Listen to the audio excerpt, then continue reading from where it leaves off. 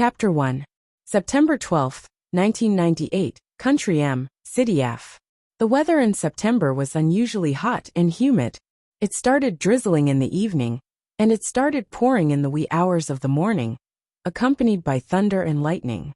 Amidst the wind and rain, a red flagship limited edition Ferrari, LaFerrari sports car, shuttled through the rain, splashing puddles everywhere it passed. Screech! The Ferrari made a turn and drove into an empty space. It made half a turn on the spot and slammed on the brakes. The red sports car stopped like a flash of light. Walala! The rain became heavier and heavier. A black Audi was parked opposite the Ferrari sports car. The man in the Audi extinguished the cigarette in his hand, blew a puff of smoke, and got out of the car. At the same time, the door of the Ferrari sports car opened, revealing a pair of flat-soled feet. The person who got out of the car was a girl who looked like she was in her teens. The man was stunned for 2 seconds before he smirked. I didn't expect the king of secret agents in the international rankings, the boss of the strongest kosher mercenaries, to be a little girl who's still wet behind the ears. To the middle-aged man, the girl opposite him was just a child.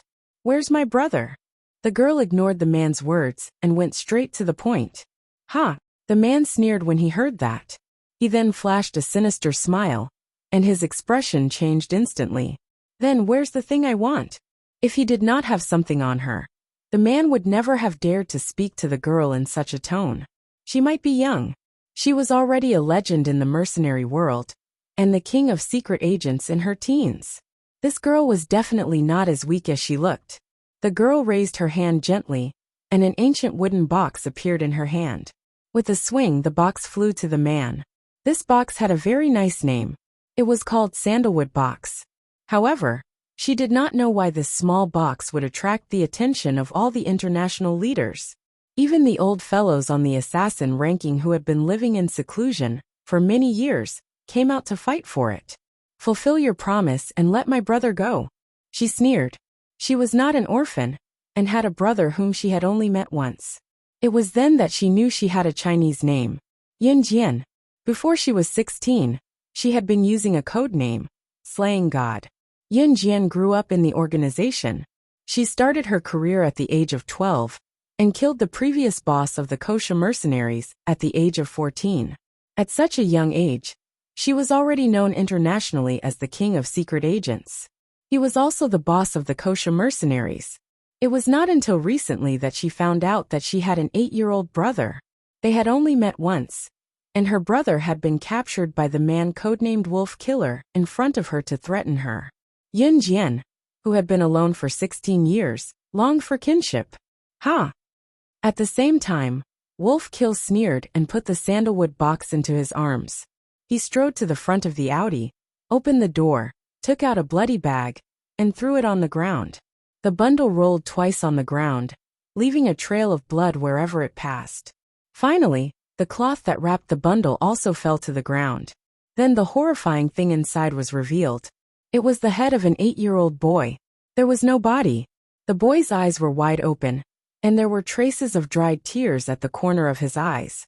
There was no body below his neck, and the blood had dried up. It looked extremely strange. Chapter 2. That was her biological brother, whom she had only met once. "You killed him." Yin Jian clenched her fists and glared at Wolf Kill as grief and indignation exploded from the bottom of her heart. She had risked her life to get the sandalwood box in order to save her only family in this world. Now, everything had turned into nothingness. "Haha, Slaying God. You're still too inexperienced." Lang Sha, who had obtained the sandalwood box, was no longer afraid of Yin Jian, as if he had a trump card. How could Yin Jian, who was smart, not see through his intentions? Initially, Lang Sha was afraid of her. However, after obtaining the sandalwood box, he even dared to provoke her. "Then pay with your life." Yin Jian took out a scimitar from the side of her thigh after hearing Lang Sha's words. She held it in her palm and dashed toward Lang Sha. "Kill him." Yin Jian's nerves were roaring and boiling.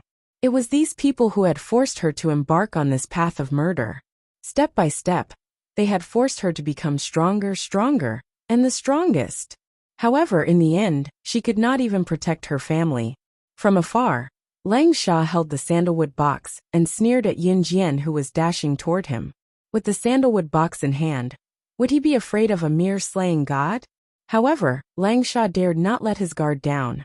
Slaying god was not just a title for show. Slaying was the blood of one's desire to become a god. Slaying god.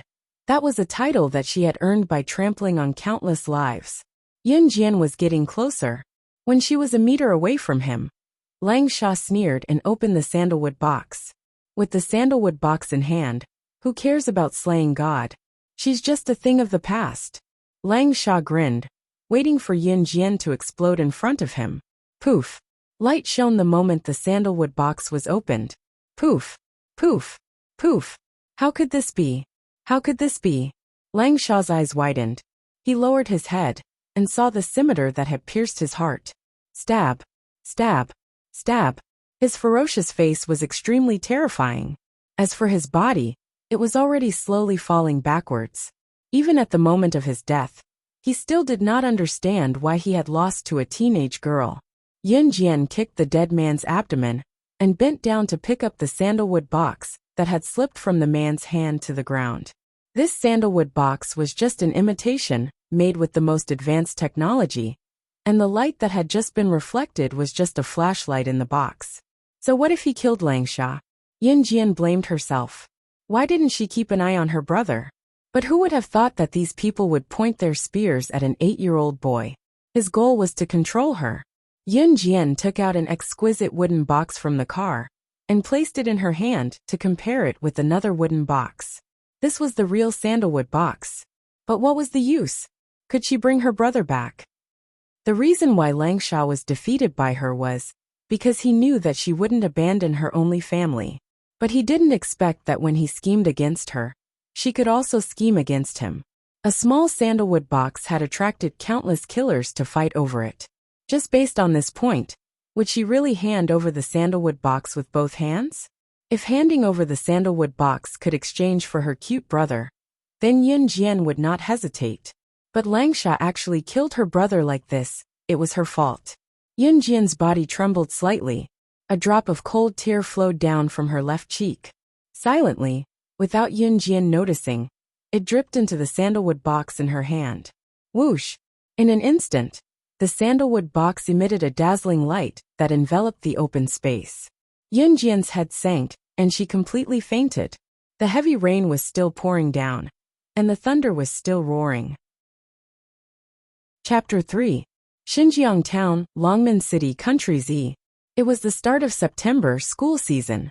In the girls' washroom of Xinjiang Town Junior High School's teaching block during class break. Her head was dizzy and her body swayed, as if she was being dragged somewhere. Before Yin Jian's subconscious had fully awakened, a few sharp female voices rang in her ears. This little B** TCH actually fainted. Sister Lin, what should we do now? How dare this B** TCH steal my man? She must be F** king tired of living. She won't learn her lesson if I don't teach her a lesson. Both of you, push her head into the toilet ditch. Let her eat *T. Let's see if she dares to do it again. Hurry up. I'll take responsibility if anything happens. Steal her man? Toilet ditch. Yin Jian slowly regained consciousness and reacted in the next second. Both her hands were pulled behind her back, and a small hand was covering her head. Her eyes happened to catch sight of feces under the toilet ditch. The stench of feces wafted from the bottom of the toilet ditch.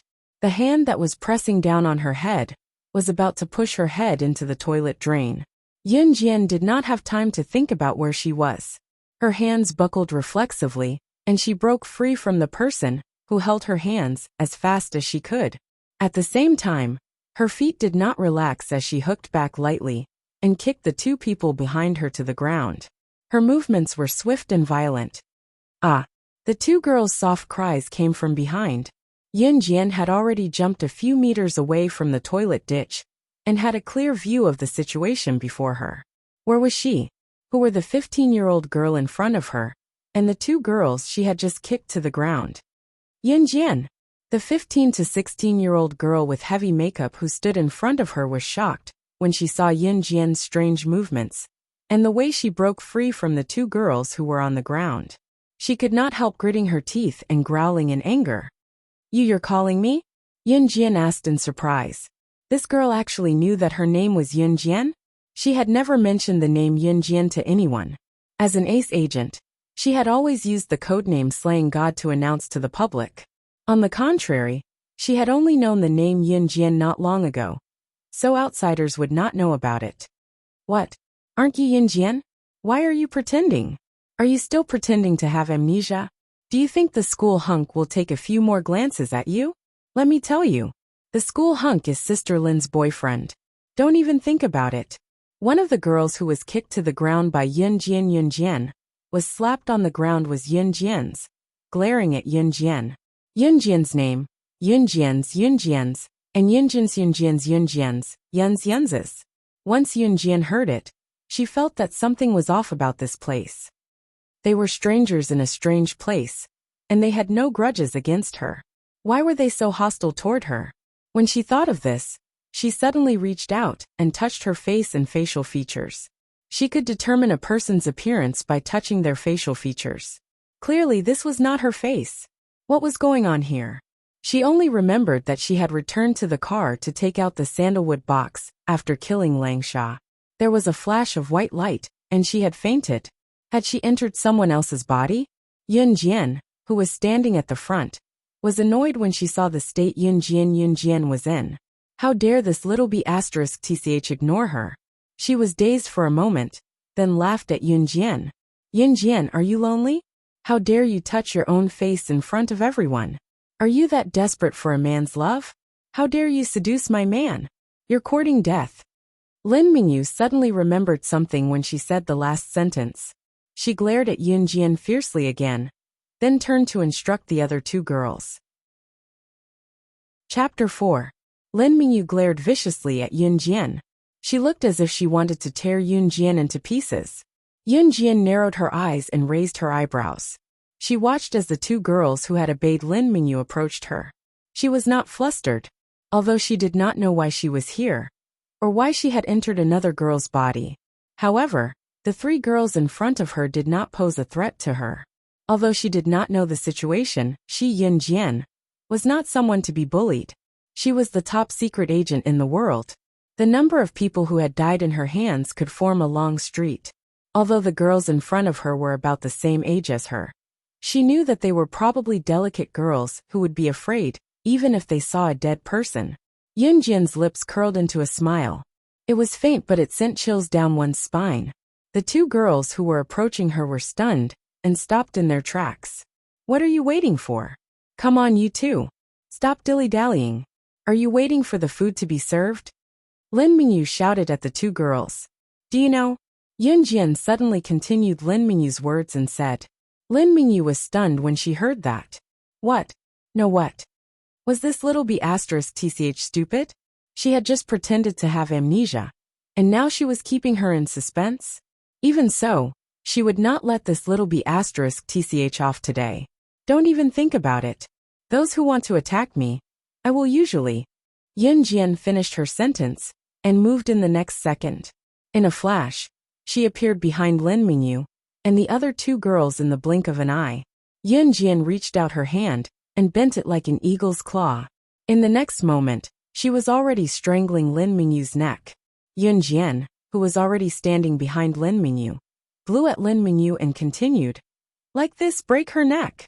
At the same time, she tightened her grip. At this moment, Lin Mingyu and the other two girls finally reacted. In the blink of an eye, Yun Jian, who was just 1 or 2 meters away, had already run behind Lin Mingyu. Lin Mingyu could not help but shudder out of reflex. Did Yun Jian take the wrong medicine? However, how could someone who was originally as timid and weak as a slug become a different person after being knocked unconscious for a while? Lin Mingyu was being threatened by Yun Jian, and she was naturally furious. She was not a patient, and was about to retaliate, but she suddenly realized that she could not speak. With her neck, with Yun Jian, seemed to be choked by something, and she could not say anything. At this moment, Lin Mingyu started to panic. However, she did not know that her neck was being choked. If Yun Jian increased the strength of her grip, then her neck would really be twisted off. Killing, in Yunjian's previous world, was as simple as eating and sleeping. However, because she did not know where she was, Yunjian did not kill her ruthlessly. She did not know if there was an ambush around. Otherwise, Lin Mingyu would have become a cold corpse by now. Just as Lin Mingyu's breathing gradually became heavier, and she was about to suffocate, Yunjian suddenly let go of her grip. But just as Lin Mingyu heaved a sigh of relief, she kicked Lin Mingyu hard, and she fell to the ground. Lin Mingyu screamed, and the other two girls quickly went to help her. Looking at the three people in front of her, Yunjian said softly, "I have never been a good-tempered person. Just now, you wanted to push my head into the cesspool. Now I will give you two choices. 1. Jump into the cesspool yourselves, or I will kill you now." Chapter 5. Cough, cough, cough. Lin Mingyu, who was freed, took a few deep breaths and coughed a few times. Then, she stared at Yunjian and ignored Yunjian's harsh words. She was a little scared but pretended to be strong. "Yunjian, you dare to threaten me. You dare to hit me. Do you know who my father is? My father is the principal of our school. I want you to apologize to me right now. Otherwise, you don't have to attend this school anymore. I'll go look for my father now and ask him to expel you." Lin Mingyu dared to hit Yunjian in school because her father was Xinjiang Town Junior High School's principal. Actually, even if Yunjian apologized to Lin Mingyu obediently, Lin Mingyu would not let her off so easily. However, the current Yunjian was no longer the cowardly slut she used to be. Apologizing for no reason was a word that had never appeared in Yunjian's dictionary. Yunjian flashed an odd smile as she inched closer to Lin Mingyu and the other two girls. You, what do you want to do?" Once they recalled Yunjian's strange moves, Lin Mingyu and the other two were a little scared. They took a few steps back and asked in unison. Yunjian was already standing in front of the three. She stopped smiling and spat out 3 words that were enough to make Lin Mingyu and the other two flabbergasted. "Kill you." Since the 3 of them were so stubborn, then there was no need for them to live in this world. Moreover, Lin Mingyu had ordered the other 2 girls to frame her. She had already given them a chance, but they did not want it. Instantly, a murderous aura emanated from Yunjian's body. Lin Mingyu and the other 2 were forced into a corner by Yunjian's aura. They did not dare to say a word, and could only tremble uncontrollably. "Teacher, it's here. My friend Yunjian was caught in the toilet by them." Just as Yunjian was about to kill the 3 of them, an anxious and determined female voice came from outside the toilet. Yunjian frowned and turned around to look.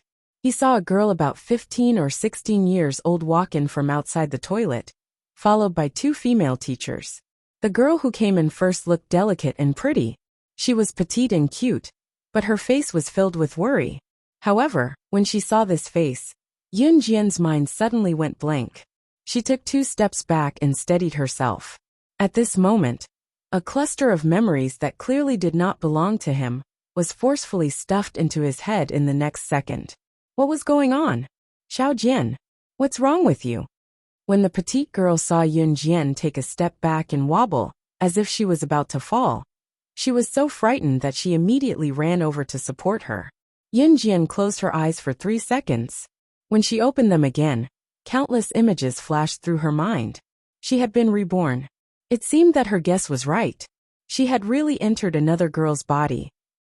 For some reason, the cluster of memories just now suddenly appeared in her head. She had accepted all the memories of this girl. The original owner of this body that she had possessed was also called Yunjian. The original owner, Yunjian, was an ordinary 3rd-year middle school girl in Xinjiang Town High School. She came from an ordinary background, and everything about her could have been ordinary. But she had an exquisite and beautiful face. Although it was not seductive or playful, this body had delicate features and gave off an exquisite beauty. Everything that had happened was because of her beautiful face. The school hunk of Xinjiang Town High School was called Yuan Ingjun. Yuan Ingjun and Lin Mingyu had always been a couple. It was known throughout the school, and they were even known as a handsome man and a beautiful woman, a match made in heaven. But who would have thought that Yuan Ingjun would change his mind every now and then? He actually had designs on the original owner, and even started to pester her. In spite of it, The original owner had always wanted to stay as far away from him as possible. As Yuan Ingjuan's official girlfriend, Lin Mingyu refused, insisting that it was the original owner who had seduced Yuan Ingjun. As a matter of fact, she had dragged the original owner to the washroom during class today and called her sidekick, saying that she was going to teach the original owner a lesson. Who would have thought that after being beaten up, the original owner would take her last breath? Forced by life, she had suffered enough humiliation. She didn't even have the slightest desire to live, so she gave up and went back. Therefore, for some reason she, slaying God, the king of secret agents and the legend of mercenaries, had been reborn into the original owner's body and became her. Chapter 6. I'm fine. Yun Jian looked up at the girl who rushed over to help her and gave her an answer. This girl was called Lu Fian and was a very good friend of the original host. When the original host was caught by the three of them and beaten up in the toilet, Lu Fian knew that she didn't have the ability to stop this, so she immediately ran to call the teacher over. But she was too late. The original host was already dead, and the person who replaced her was Yun Jian. She was already tired of being a secret agent in her previous life, and wanted to leave the organization, leave the world of assassins and secret agents, and live a normal life with her brother. But who would have thought that her brother would be killed, and she would encounter such a strange thing like rebirth? But now that she came to this body, she could finally leave the organization of her previous life. Yun Jian gladly accepted this result. But her brother's death was not over. She wanted to retire, but who knew that those people in her previous life would go crazy and take her brother as a hostage and kill him? Although Langsha was killed by her, Yun Jian knew that there must be someone controlling him. She, Yun Jian, would definitely take revenge. What's going on? One of the two teachers who were called over by Lu Fian just now, who looked younger, called out to Yun Jian authoritatively. This teacher's surname was Wang, and she was a new teacher who had just graduated from university and was assigned to Xinjiang Town High School. But she also knew that Lin Mingyu was the daughter of Xinjiang Town High School's principal and couldn't be offended. Usually, when Lin Mingyu committed crimes in school, these teachers would turn a blind eye. Although teacher Wang was young, she was a person with foresight. She didn't shout at Lin Mingyu because she was afraid of offending Lin Mingyu and indirectly offending the principal. As a new teacher who had just been assigned a job, teacher Wang didn't dare offend the principal. On the contrary, Yun Jian and Lu Fian were normal villagers in her eyes. They had no power or influence, and their parents relied on working and farming to support their family. With this comparison, it was clear who was more important. Teacher, it was Lin Mingyu, and the other two who forcefully dragged my friend into the washroom. They even said that they would teach her a lesson. Before Yun Jian could say anything, Lu Fian explained to Mr. Wang. Mr. Wang wasn't the teacher who taught Lu Fian and Yun Jian's class. At that time, Lu Fian was afraid that Lin Mingyu and the others would bully Yun Jian if he came late. Therefore, Lu Fian immediately called him over when she saw him, and didn't have time to explain. Lu Fian said this because she wanted teacher Wang to stand up for Yun Jian. Teacher Wang sized up Yun Jian.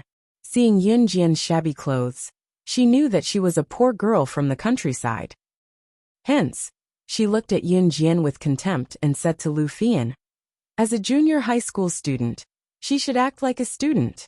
If your friend doesn't cause trouble, do you think Lin Mingyu will bully your friend? With these few words, Mr. Wang was obviously on Lin Mingyu's side. Furthermore, he was completely biased towards her. Lu Fian was stunned, and her heart suddenly turned cold. But teacher, it was Lin Mingyu who bullied my friend first. According to the school rules, shouldn't she be punished? Lu Fian was unconvinced, and retorted to Mr. Wang. All right. Look at your friend. She's not missing an arm or a leg. Let's leave it at that. Go back and prepare for class. The more experienced teacher standing beside Mr. Wang saw this, and hurriedly said to Lu Fian. At that moment Lin Mingyu, who had someone to rely on, raised her head arrogantly, and looked at Lu Fian and Yun Jian with a mocking gaze. Little b****, this isn't over yet. Now that even the teacher isn't helping you, let's see what you bunch of poor people can do. Seeing this, Lu Fian's anger flared up, Were these teachers blind? It was completely unreasonable. But they were helping Lin Mingyu. She's not missing an arm or a leg. Yun Jian had been standing at the side and listening until she heard this sentence. She laughed coldly. Indeed, this body wasn't missing any arms or legs. But when the original owner was still here, he was beaten unconscious. He even held his breath and passed away. As long as she's not missing an arm or a leg, she won't be punished by the school? Yun Jian stood in the same spot and listened to the incessant chatter in front of her. Then she suddenly opened her mouth and said this. Everyone present was stunned. What did she mean? Yun Jian suddenly chuckled. She hooked her finger and suddenly pointed at Lin Mingyu. She didn't make me lose an arm or a leg. Then I won't hold it against her. Ms. Wang looked like she breathed a sigh of relief when she heard that. She looked at Yun Jian, thinking that the girl had finally understood. It's good that you understand. Mr. Wang deliberately praised Yun Jian hypocritically. But in her heart, she was thinking, how could a child from a poor family compare to the daughter of the principal? But in the next second, Mr. Wang immediately realized that she had misunderstood Yun Jian's meaning. In the next second, Yun Jian suddenly moved. She took 2 steps towards Lin Mingyu, and in a flash, she appeared beside Lin Mingyu at a speed that no one could catch with the naked eye. Raising her leg, Yun Jian used her knee to fiercely hit Lin Mingyu's abdomen. Kacha! The bones in her abdomen broke. Then Lin Mingyu screamed like a pig being slaughtered. Ah! Lin Mingyu suddenly curled up due to the pain and rolled on the ground as she howled. But what shocked everyone was Yun Jian's strange technique and nimble speed. When Lu Fian and the 2 girls beside Lin Mingyu saw this, they instantly stared at Yun Jian in shock. Chapter 7. The sound of bones breaking in Lin Mingyu's abdomen sent chills down everyone's spine. Yun Jian had used her knee to break Lin Mingyu's abdomen. What kind of strength was that? Was that the strength of a normal person? Moreover, breaking the bones in the abdomen was no child's play. That would be life-threatening. The abdomen was where the internal organs were located. If the bones in the abdomen were broken, it would pierce through the internal organs and cause bleeding. The person's life would be in danger. Ms. Wang and the other older teacher had some common sense. When they saw the situation, their faces turned pale with fright. If something really happened to Lin Mingyu here, they would not have an easy time. Student Yun Jian, right? You actually injured someone just now. You even injured a classmate. Because of this, you will receive the most severe punishment from the school. Ms. Wang was a little flustered and scared. She hated Yun Jian again, so she spoke harshly to Yun Jian. The other older teacher was more or less more experienced than Ms. Wang. Since the incident had already happened, the teacher immediately gave the order and ran out to call for people to carry Lin Mingyu to the hospital. Lin Mingyu was already rolling on the ground in pain, unable to say a word. If they waited any longer, she would die. If they did not send her to the hospital, she would really be in trouble. She didn't cause me to lose an arm or a leg, so she won't be punished by the school. I didn't cause her to lose an arm or a leg, so I won't be punished by the school either. She had hit Lin Mingyu's abdomen. Lin Mingyu's arms and legs were still fine. Yun Jian crossed her arms calmly and looked at Ms. Wang as she spoke. She had already been very gentle and controlled her strength. Lin Mingyu would at most be in pain for a while before recovering. Her life would not be in danger. You, just wait for the school to punish you. Ms. Wang's mouth was shut by Yun Jian's words, and she was furious. Not long after, another teacher called over a few male teachers who were more muscular. They worked together to lift Lin Mingyu up and carefully sent her to the hospital not far away from Xinjiang town. The other teachers and Lin Mingyu's 2 female followers went with them, looking panicked, worried that something would happen to Lin Mingyu. Soon, only Yun Jian and Lu Fian were left in the washroom. Xiao Jian, you injured Lin Mingyu just now. She's the daughter of our school's principal. If anything happens to her, the principal won't let you off the hook. What if he expels you? Lu Fian was also a little scared. After all, she was just an ordinary student. When she saw the scene just now, she was naturally frightened. If children from the countryside could not continue to go to school, they could only go home and work in the fields. For the villagers, this meant that they had no way out for the rest of their lives. In this lifetime, he could forget about leaving the countryside to live in a big city. Simply they were good for nothings. Yunjian shrugged. She had controlled her strength just now, so Lin Mingyu would only feel a little pain at most before she recovered. In fact, if Ms. Wang had not spoken so harshly, Yunjian would not have minded reconnecting Lin Mingyu's abdomen. It seemed like there was no need for that now. She'll be fine. Yunjian's lips quirked up. In spite of it, Lin Mingyu was the direct murderer of the original owner of her body. She was already letting her off easy by not taking her life just now. After all, the original owner of her body paid with her life. A young girl at the prime of her youth was killed by Lin Mingyu just like that. Ring, ring, ring. Just as Lu Fian was about to say something, the bell rang to signal the start of class. Let's go to class, Yunjian said. She had injured Lin Mingyu just now. If it had been a normal girl who had hurt her classmate, she would probably have been scared out of her wits. Instead, she told Lu Fian nonchalantly, and headed to the classroom after exiting the washroom. Lu Fian was stunned. Why did it seem like she was more worried than Xiao Jian? What should she do if something really happened to Lin Mingyu? In the next second, Lu Fian ran to the classroom as well. Yun Jian, who was walking in front, curled her lips into an expectant smile. What kind of place would a school be like? She had been taken away by an organization when she was young in her past life, and had gone through brutal training. She had lived a life of killing, or being on guard against being killed for more than a decade. She had never gone to school, and had never experienced the life of a normal person. Chapter 8. When Yun Jian and Lu Fian arrived at the door, Yun Jian saw a class sign hanging on the wall next to the door. On it was written in red block letters, Grade 3 6th class. Yun Jian suddenly realized that she was just an ordinary student who had just entered her third year of middle school. Pursing her lips, raising her eyebrows, and nodding with a smile, Yun Jian stepped into the classroom. Her seat was in the third seat in the third row, because the original owner wasn't very tall, but she wasn't short either.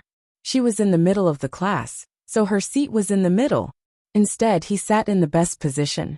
Lu Fian's seat was a bit far from hers. Because class had already started, Lu Fian didn't say anything and ran to her seat first. Yun Jian took her seat as well. Just as they sat down, a slightly plump female teacher came in through the door. This teacher's surname was Jean. Teacher Jean was already in her 30s. She took good care of her appearance, so she looked a few years younger than her real age. Teacher Jean was usually very kind. She was the teacher in charge of grade 3-6. She taught Chinese and was quite humorous in class. She would also tell stories to the students, so the students in the class liked her class. After Teacher Jean came in, she put her lesson book on the podium and took out her Chinese textbook to start class. After an entire afternoon of class, Yun Jian didn't get tired. In fact, she had already learned these lessons. In her previous life, she was in an organization and had to be proficient in everything. She had to learn all the lessons in a short period of time, otherwise she would be eliminated in that world. However, during class, Yun Jian still listened attentively. She only enjoyed the process. At 16:50 in the afternoon, school ended on time. Because today was Friday, there was no evening self-study, so school ended early. Usually, there would be evening self-study from the weekend to Thursday. So after the evening self-study, school ended around 8 in the evening. When school ended, the bell rang. Before Teacher Jean could announce the end of class, a few naughty boys in the class took their bags and sneaked out the back door. The teacher had a headache over these naughty students, but there was nothing she could do. After the head teacher left, the students picked up their school bags and ran back home. Friday after school was the happiest time of the week. Xiao Jian, wait for me. Let's go together. Lu Fian packed her bag hastily after class and called out to Yun Jian. Yun Jian didn't respond, but she waited for Lu Fian. Lu Fian was a very good friend of the original host. She wasn't a bad person. At least when she saw the original host being bullied, she would think of ways to help the original host. She didn't alienate her because she was afraid of offending Lin Mingyu. Lu Fian quickly packed her bag and ran over. She said excitedly to Yun Jian, "Let's go." "Okay," she replied softly. Yun Jian nodded, and walked towards the school gate with Lu Fian. The two of them walked side by side, and soon exited the school gate. Xinjiang Town Middle School was located in the center of Xinjiang Town. Yunjian's house and Lu Fian's house happened to be in the same direction, so they were going in the same direction. Just as they stepped out of the school gate, Yunjian heard a loud male voice from the side. Xiaojian. Slightly surprised, Yunjian turned to look and saw a young man about 17 or 18 years old standing on the steps of the school gate, looking at her.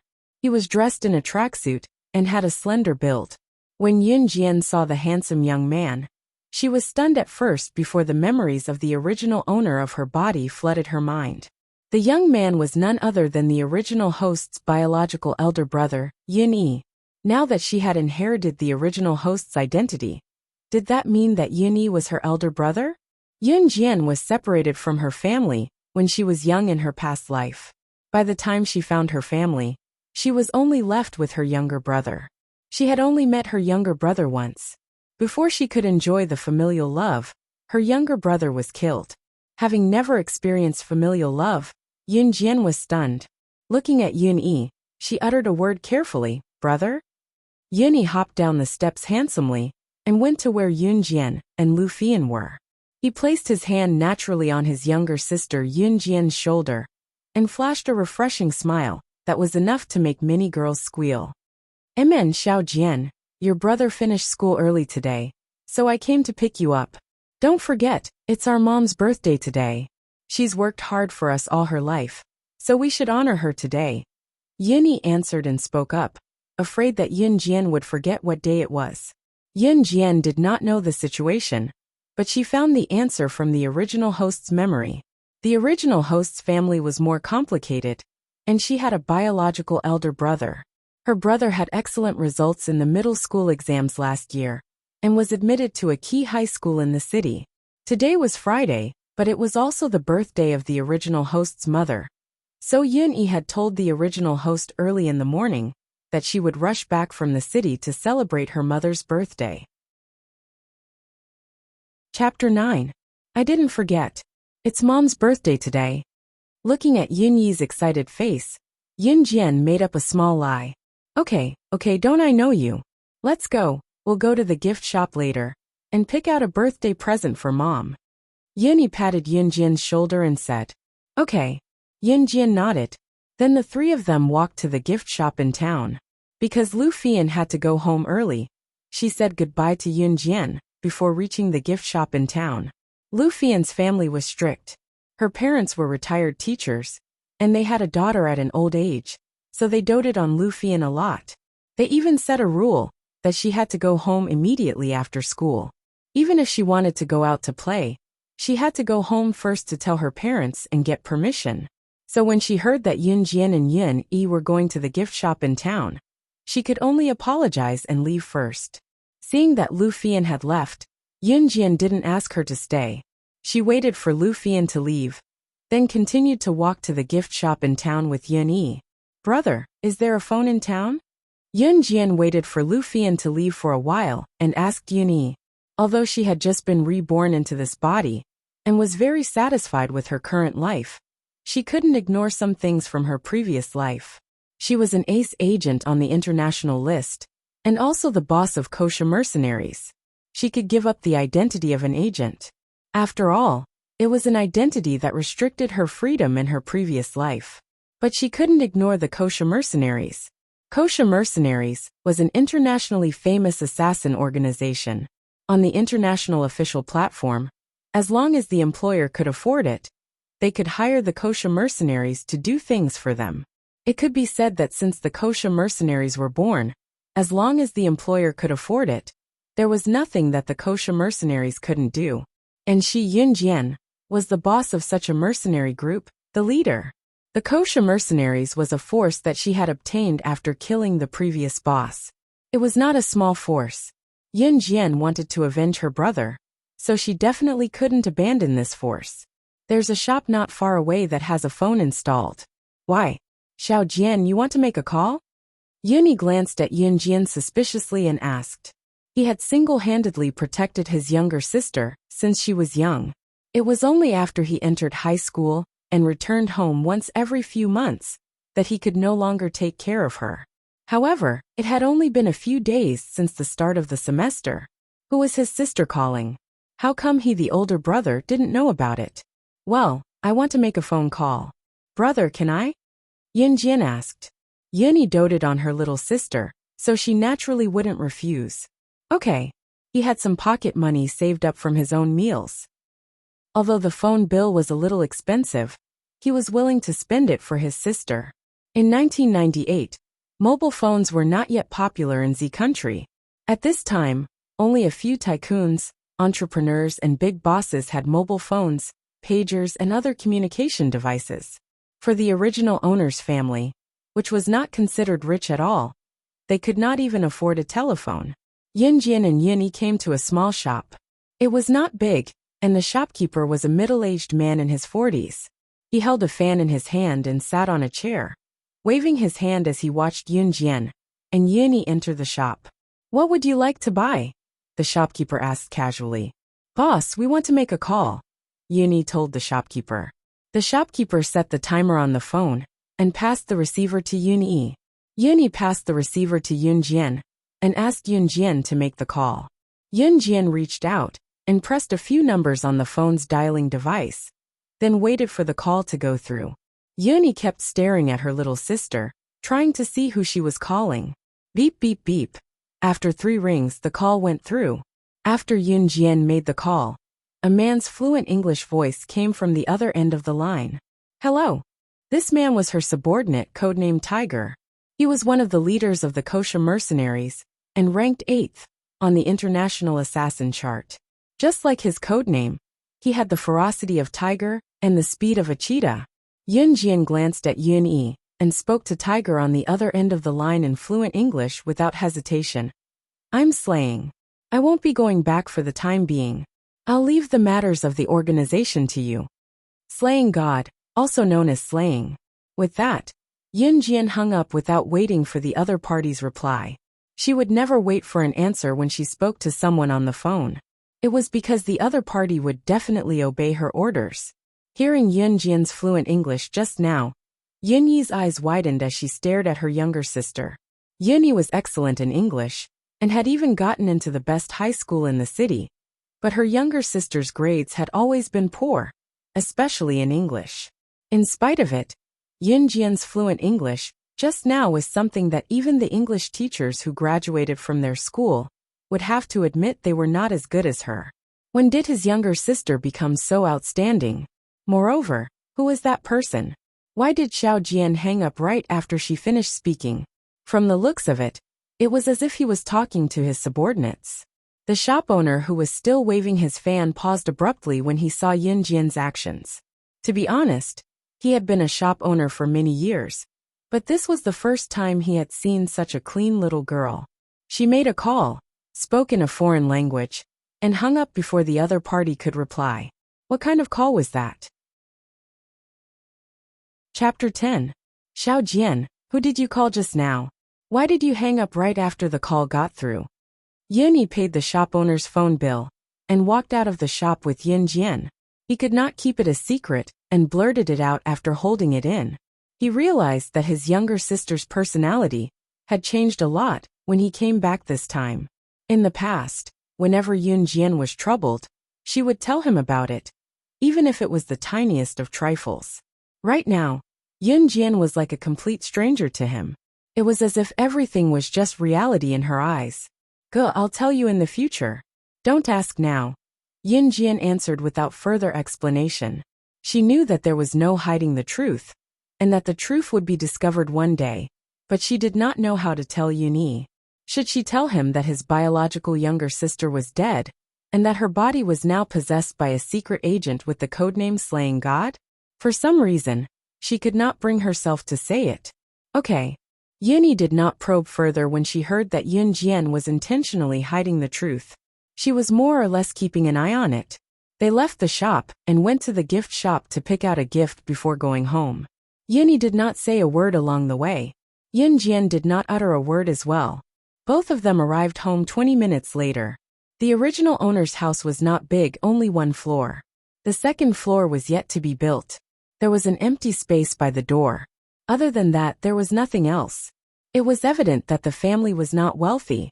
In fact, they were living a tough life. That was the truth as well. That was why the second floor of the house had not been built for a long time, because there was no extra money to build it. Yunyi opened the door first and called out loudly, "Mom, we're home." Yunjian stepped into the house with Yunyi. She was at the top of the world in her previous life. Although she faced death every day, she lived the best life. Compared to her previous life, the original owner's house was simple but filled with warmth. "Xiaoyi, Xiaojian, you're back. Dinner's just ready. Hurry up and wash your hands and get ready to eat." In the simple kitchen, a woman in her 40s carried a plate of dishes and muttered as she walked. This person was the mother of Yunjian's current body, Qin Yiru. Qin Yiru was in her 40s. Although she was not very old, she looked a little old because of overwork. Yunjian looked at Qin Yiru without moving. Mother, motherly love. These were words she had thought of in her previous life, but had never experienced. "Why are you still standing there? Go wash your hands and get ready to eat," Qin Yiru urged when she saw Yunjian staring at her without moving. Yunjian suddenly felt happy and ran to wash her hands. In an instant, her mind was turned upside down. She now had family, and from now on, she would be the one to protect them. "Mom, where's Dad?" Yunyi came out of the kitchen after washing her hands and asked Qin Yiru. Yunjian came out of the kitchen as well, her hands still wet. Just as Yunyi finished her question, Qin Yiru's hands that were fiddling with the bowl and chopsticks suddenly paused. "He's not back yet." Qin Yiru sighed and said softly and tiredly, "He probably went to the Wang family's casino again." Yunjian narrowed her eyes. The original owner's family was rather complicated because of this. The original owner's mother was a worker in a textile factory, earning a meager salary to support her children's education. The original owner's father, on the other hand, was a loafer.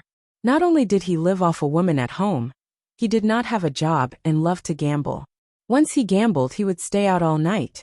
Sometimes he would even go home to steal the money Qin Yiru saved for the children's education to continue gambling. If he lost, he would go home to steal money and continue gambling, completely ignoring the lives of his family members. Therefore, the livelihood of this family completely fell on Qin Yiru's shoulders. After a long period of fatigue, Qin Yiru, who was only in her 40s, looked like an old woman in her 50s. Dong dong dong. At this moment, there was a sudden knock on the door. There was someone outside. Qin Yiru was stunned for a moment before she swiped the handle to open the door. After opening the door, there was a group of completely unfamiliar faces standing at the door. The group of people seemed to have formed a gang and were gathered together, holding wooden sticks and so on in their hands. It was obvious that they did not come with good intentions. "Who are you looking for?" Qin Yiru asked carefully when she saw the group of people standing outside the door. Yunjian silently stood beside Qin Yiru and also looked at the group of people outside the door. Among the group of people, the person standing at the front with a long scar on his face raised the wooden stick and looked impatiently at Qin Yiru. "This is Yun Gang's house." Yun Gang was the original owner's father, and also her current father. Yunjian narrowed her eyes. Qin Yiru suddenly had a bad premonition, but she still replied, "Yes, and you are?" Chapter 11. He borrowed from loan sharks? Qin Yiru's eyelids suddenly twitched. She spoke with uncertainty, and even her voice was trembling. She was referring to Yun Gang. "Nonsense. Yun Gang borrowed $5,000 from me 3 months ago, and promised to return it today. Damn it, he's nowhere to be found today." The scar-faced man looked at Qin Yiru with disdain and said fiercely. Obviously, this group of people were hired by the scar-faced man. Yun Gang had not returned the money he borrowed, and had gone into hiding. Since he couldn't be found, the scar-faced man naturally came to his house. What's more, for those who borrowed money from loan sharks, if they didn't pay back the money within a limited time, not only would the interest increase, more importantly, this group of loan sharks would do anything. Yun Gang had actually borrowed money from loan sharks behind her back. More importantly, he had borrowed $5,000. $5,000 in 1998 was not a small amount. Moreover, With their family's financial situation, they wouldn't even be able to return $500, much less $5,000. Now that Yun Gang had borrowed the money, he had run away and left this mess behind. He was forcing them into a dead end. Qin Yuru clutched her chest, her body trembling slightly. She was so angry that she almost couldn't stand properly. Yun Jian caught her in time. "Mom, are you okay?" Yun Jian's eyes were fixed on Qin Yuru. She didn't even look at the scar-faced man and his group of people. It wasn't that she didn't care. It was just that although this group of people looked majestic, and each of them was holding a metal rod and wooden rod in their hands, they looked intimidating, but when it came to their true abilities, she didn't fear them at all. Yuni clenched her fists and looked at these people in front of her. However, she could only suppress the anger in her heart and said to the scar-faced man, "The money. Our family will return it. Can you give us a few more days?" What Yuni wanted to do most now was to find his father and give him a good beating.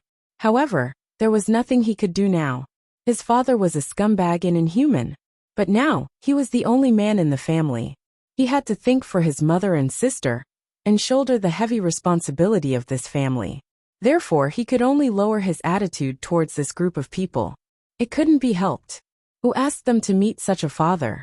The scar-faced man sneered and reached out to pick his nose, picking out a lump of booger from his nostril.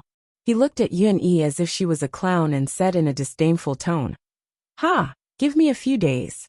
"Sure." However, before Yun-Yi could breathe a sigh of relief, the scar-faced man continued, "Unless you let your sister accompany us and have fun. Or you can lick the booger on my hand clean. Maybe I'll be happy and agree. Ha. Ha ha." As he spoke, the scar-faced man lifted the booger that he had just picked out from his nose. The surrounding men with the scar-faced man all laughed and looked at Yun Jian with evil intentions. This little beauty's appearance was really not bad. She had big eyes and a small mouth. Her appearance was very delicate and pretty. Yuni suddenly clenched his fists, but he couldn't do anything. For his sister and mother, he had to endure it. He definitely wouldn't let his sister get hurt at all. Therefore, he chose the latter. "Okay, I'll lick it." Yuni spat out these 3 words from between his teeth. It could be seen that he was angry and unwilling at this time. Everyone present laughed loudly and waited to watch a good show. Yuni strode forward with his slender legs, intending to listen to the scar-faced man's words and satisfy them first. Just as he was about to stabilize the current situation, he felt a cold sensation on his wrist before he could walk over. He turned around and saw that Yun Jian had grabbed his hand. Her eyes were fixed in front of her, staring at the scar-faced man and the others. She curled her lips and gently wiped them, revealing a clever and terrifying sneer. Chapter 12. From the moment Yuni protected her, or perhaps even earlier, Yun Jian had already made up her mind. She wanted to protect this body's brother and mother, because she was now Yun Jian. This kinship was not easy to come by. "Hey!" The scar-faced man whistled and sized up Yun Jian from head to toe. He jeered. "This chick's temper is quite fiery, hee, but I like this temper." As soon as he said that, the group of men around them also started to jeer. Yun Jian's harsh words were completely treated as a joke in the eyes of this group of people. This little girl actually dared to speak in such a tone? Pfft! Wasn't she trying to be funny? Seeing this group of people looking at her sister strangely, Yuni quickly shielded Yun Jian behind her again. "This matter has nothing to do with my sister and mother. If you want money, come to me. I will find a way to return it to you." When Yuni said that, she was not confident. "Return it? How are you going to return it?" The scar-faced man suddenly stopped smiling and stared at Yuni fiercely. "Today's money. I must take it with me.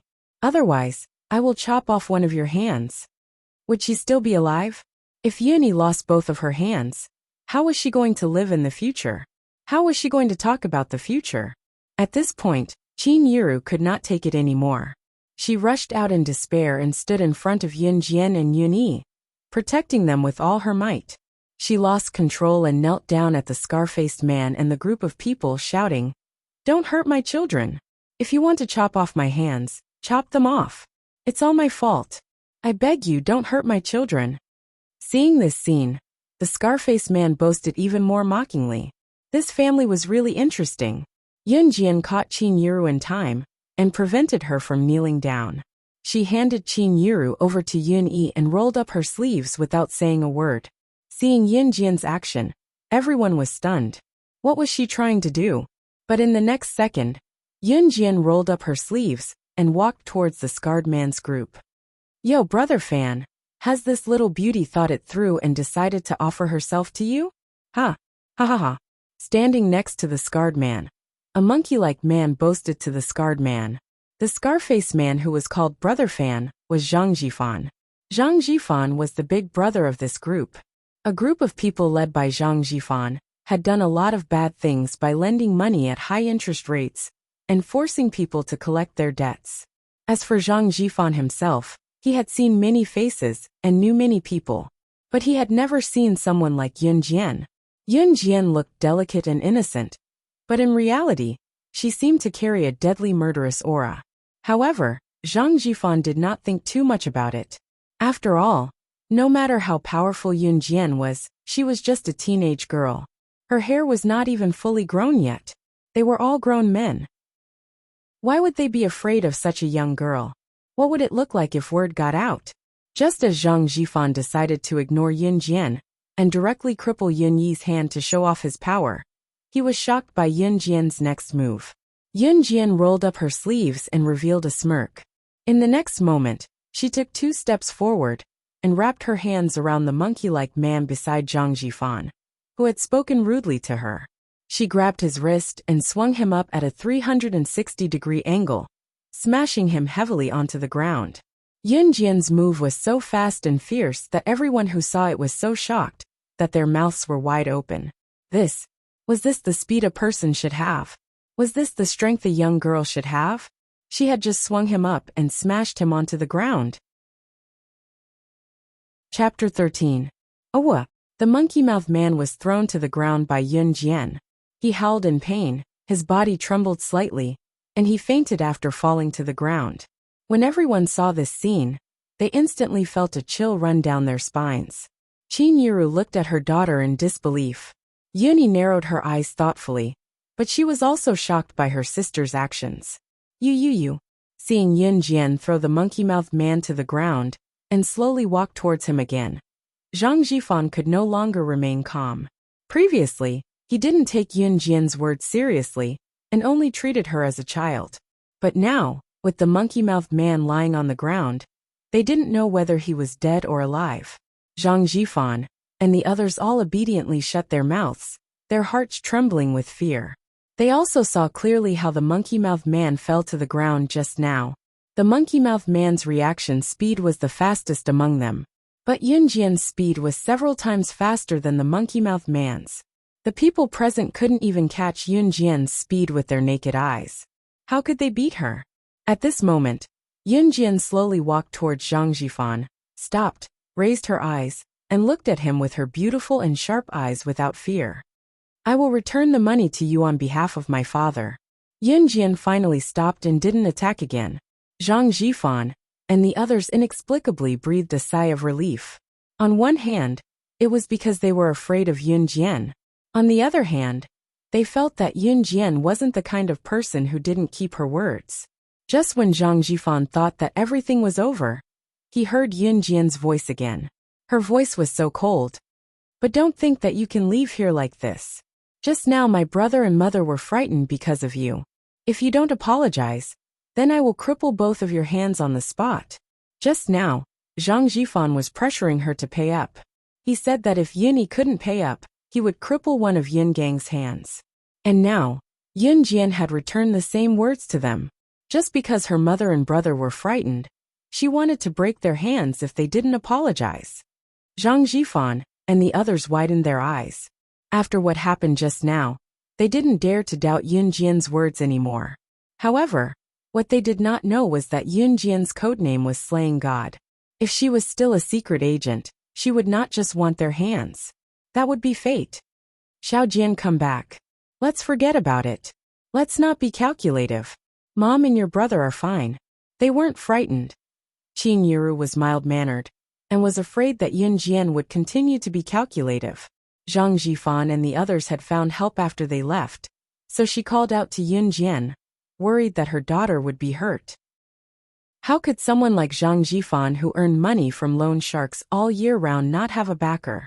If they really pissed them off, Qin Yiru was afraid that they would come knocking again, and her daughter would be in real danger. Yun Jian did not turn to look at Qin Yiru, but she had listened to Qin Yiru, and let Zhang Jifan and the others go. Since my mom said so, scram. Yun Jian looked up and glanced at Zhang Jifan and the others. Then, she looked at Zhang Jifan and the others and chuckled. Remember, the person who owes you money is my father Yun Gang. I'll return the money for him this time, but if there's a next time, go find him if you want him dead or alive. He asked for it himself. Don't ever come to my house again. Zhang Jifan and the others' eyelids twitched at her words. This little girl really knows how to say anything. No matter how much of a jerk Yun Gang was, he was still her father, right? How could she say something so heartless at such a young age?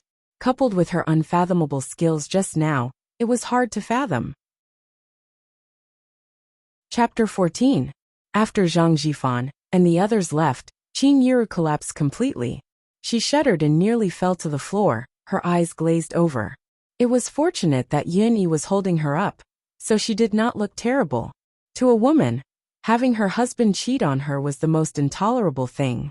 Apart from this, the concept of gambling and cheating were the same. Small gambles were enjoyable while large gambles were harmful. Although Yin Gang did not cheat on his wife, he was addicted to gambling and neglected his job. All these years, he relied on Qin Yiru to take care of the household and earn money to support the family. Not only that, sometimes, the money that Qin Yiru worked hard to earn would be stolen by Yun Gang. He continued to gamble and was never tired of it. Qin Yiru could tolerate all this. She had thought that it would be over after a little bit of tolerance, and she would just make do with it. Who would have thought that Yun Gang would borrow money from loan sharks? He was really going to drive them to their deaths. Those loan sharks were capable of doing anything. If Xiao Jian had not been ruthless and chased those people away today, the consequences would have been unimaginable. Qin Yiru did not consider how her daughter, Yun Jian, had become so skilled all of a sudden. It was because her mind was not here now. For the first time, she truly wanted to divorce Yun Gang. If this continued, Yun Gang would drag Xiao Jian and Xiao Yi down to their deaths sooner or later. They could not live like this anymore. Yun Jian walked to Qin Yiru in silence. Looking at this person called her mother, she did not know why she felt a pang of jealousy. In spite of it, she knew that this was not her true feelings. It was probably the heart that was left in her by the original owner. Mom, you still have me and Gidge. We'll live on our own from now on. As for her so-called father, he was heartless, so naturally, Yun Jian would not be loyal to him. Yun Jian looked at Qin Yiru and Yun Yi and spoke resolutely, which made Qin Yiru feel better. Qin Yiru held Yun Jian's hand tightly. Her pale face eased a little as she nodded heavily. Even if Qin Yiru did not say anything about Yun Gang, she would still be bothered. Qin Yiru did not say anything during dinner, remaining silent. Even when Yun Yi gave Qin Yiru the gift she had carefully selected, she only smiled faintly. There was an indescribable bitterness in her heart. Yun Jian could not understand Qin Yiru's pain. The pain of an ordinary woman. It was a silent night. It was Saturday.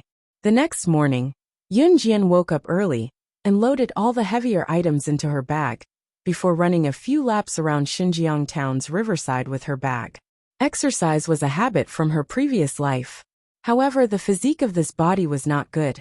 She was drenched in sweat after running a few rounds with more than 10 kilograms of weight.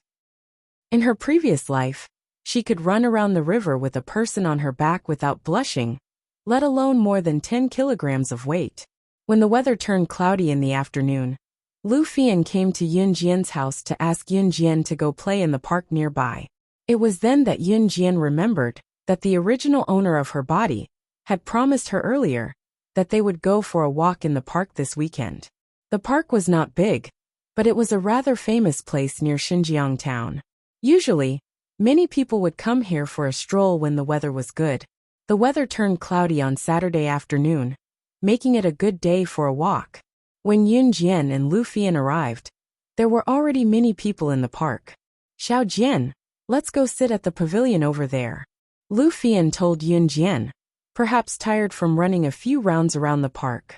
Yun Jian nodded and both of them went over. There were already people standing at the pavilion, but there were still empty seats. When they approached the pavilion, however, Lu Fian suddenly exclaimed in surprise, "Huh, that's..." As she spoke, she pointed at a young man sitting at the pavilion. Yun Jian's pretty eyes looked over there. A good-looking young man in a white t-shirt with blood stains was sitting on the stone bench at the pavilion. He was surrounded by a group of young men and women. This person was none other than the culprit who caused the original owner of her body to be accidentally killed by Lin Mingyu, Yuan Ingjun. Enemies were bound to meet on a narrow road. Yun Jian smirked and was about to leave when she heard Yuan Ingjun's surprised voice behind her. "Xiao Jian? Why are you here for a walk too? Or are you here because of me?" Chapter 15. Yun Jian nearly laughed out loud when she heard Yuan Ingjun's last sentence. This was the funniest joke she had ever heard. She was just taking a stroll in the park and happened to bump into this person. Yet she was being accused of coming for him? Yun Jian turned to look at Yuan Ingjun with a smirk. "Who are you to me? I'm just taking a stroll in the park. What does it have to do with me whether you're here or not?" Yun Jian's words hit the nail on the head, but it was also the truth. If the person standing here was not Yun Jian, but the original owner of the body, she would not dare say a word, even if she was framed like this. That was why Lin Mingyu thought that it was Yun Jian who seduced Yuan Ingjun, and not the other way around. That was why she found out about it. Yun Jian, who doesn't know how to play hard to get. Do you think he'll look at you more just because you're so handsome? Dream on. Before Yuan Ingjun could say anything, a short and chubby girl with heavy makeup standing beside him spat at Yun Jian. This chubby girl was obviously Yuan Ingjun's admirer. It was just that Yun Jian did not expect that Yuan Ingjun, as Lin Mingyu's boyfriend, did not take care of her after she sent her to the hospital. Instead, he came to the park happily, with a bunch of other people. Yun Jian's cold gaze flickered. Not wanting to be involved with these people, she turned to pull Lu Fian away. She did not want to bother with a man like this, a scumbag for short. Lu Fian was taken aback by Yun Jian's reaction just now as well. If this had happened in the past, Xiao Jian would have nothing to say, and would only hide behind her. Today, however, she retorted, "Stop right there, both of you stop right there. Otherwise, don't blame me for being rude. I really won't be polite." When the fat girl saw that Yun Jian and Lu Fian didn't even look at her, and were about to leave, she immediately became angry. The chubby girl's name was Shuli. She was Xinjiang town's mayor's daughter, and used her father's position to bully others. Ever since she was young, she had the typical temper of a spoiled brat. Everyone in the town inside and outside, who didn't try to coax her. But just now, this girl named Yun Jian actually dared to challenge him? She even wanted to leave without saying a word. Where was she supposed to put her face? Therefore he shouted angrily. Yun Jian ignored Shu Li's threatening words. She dragged Lu Fian to a place far away, before she turned her head back. "Who are you? Why should I listen to you, and stop just because you tell me to?"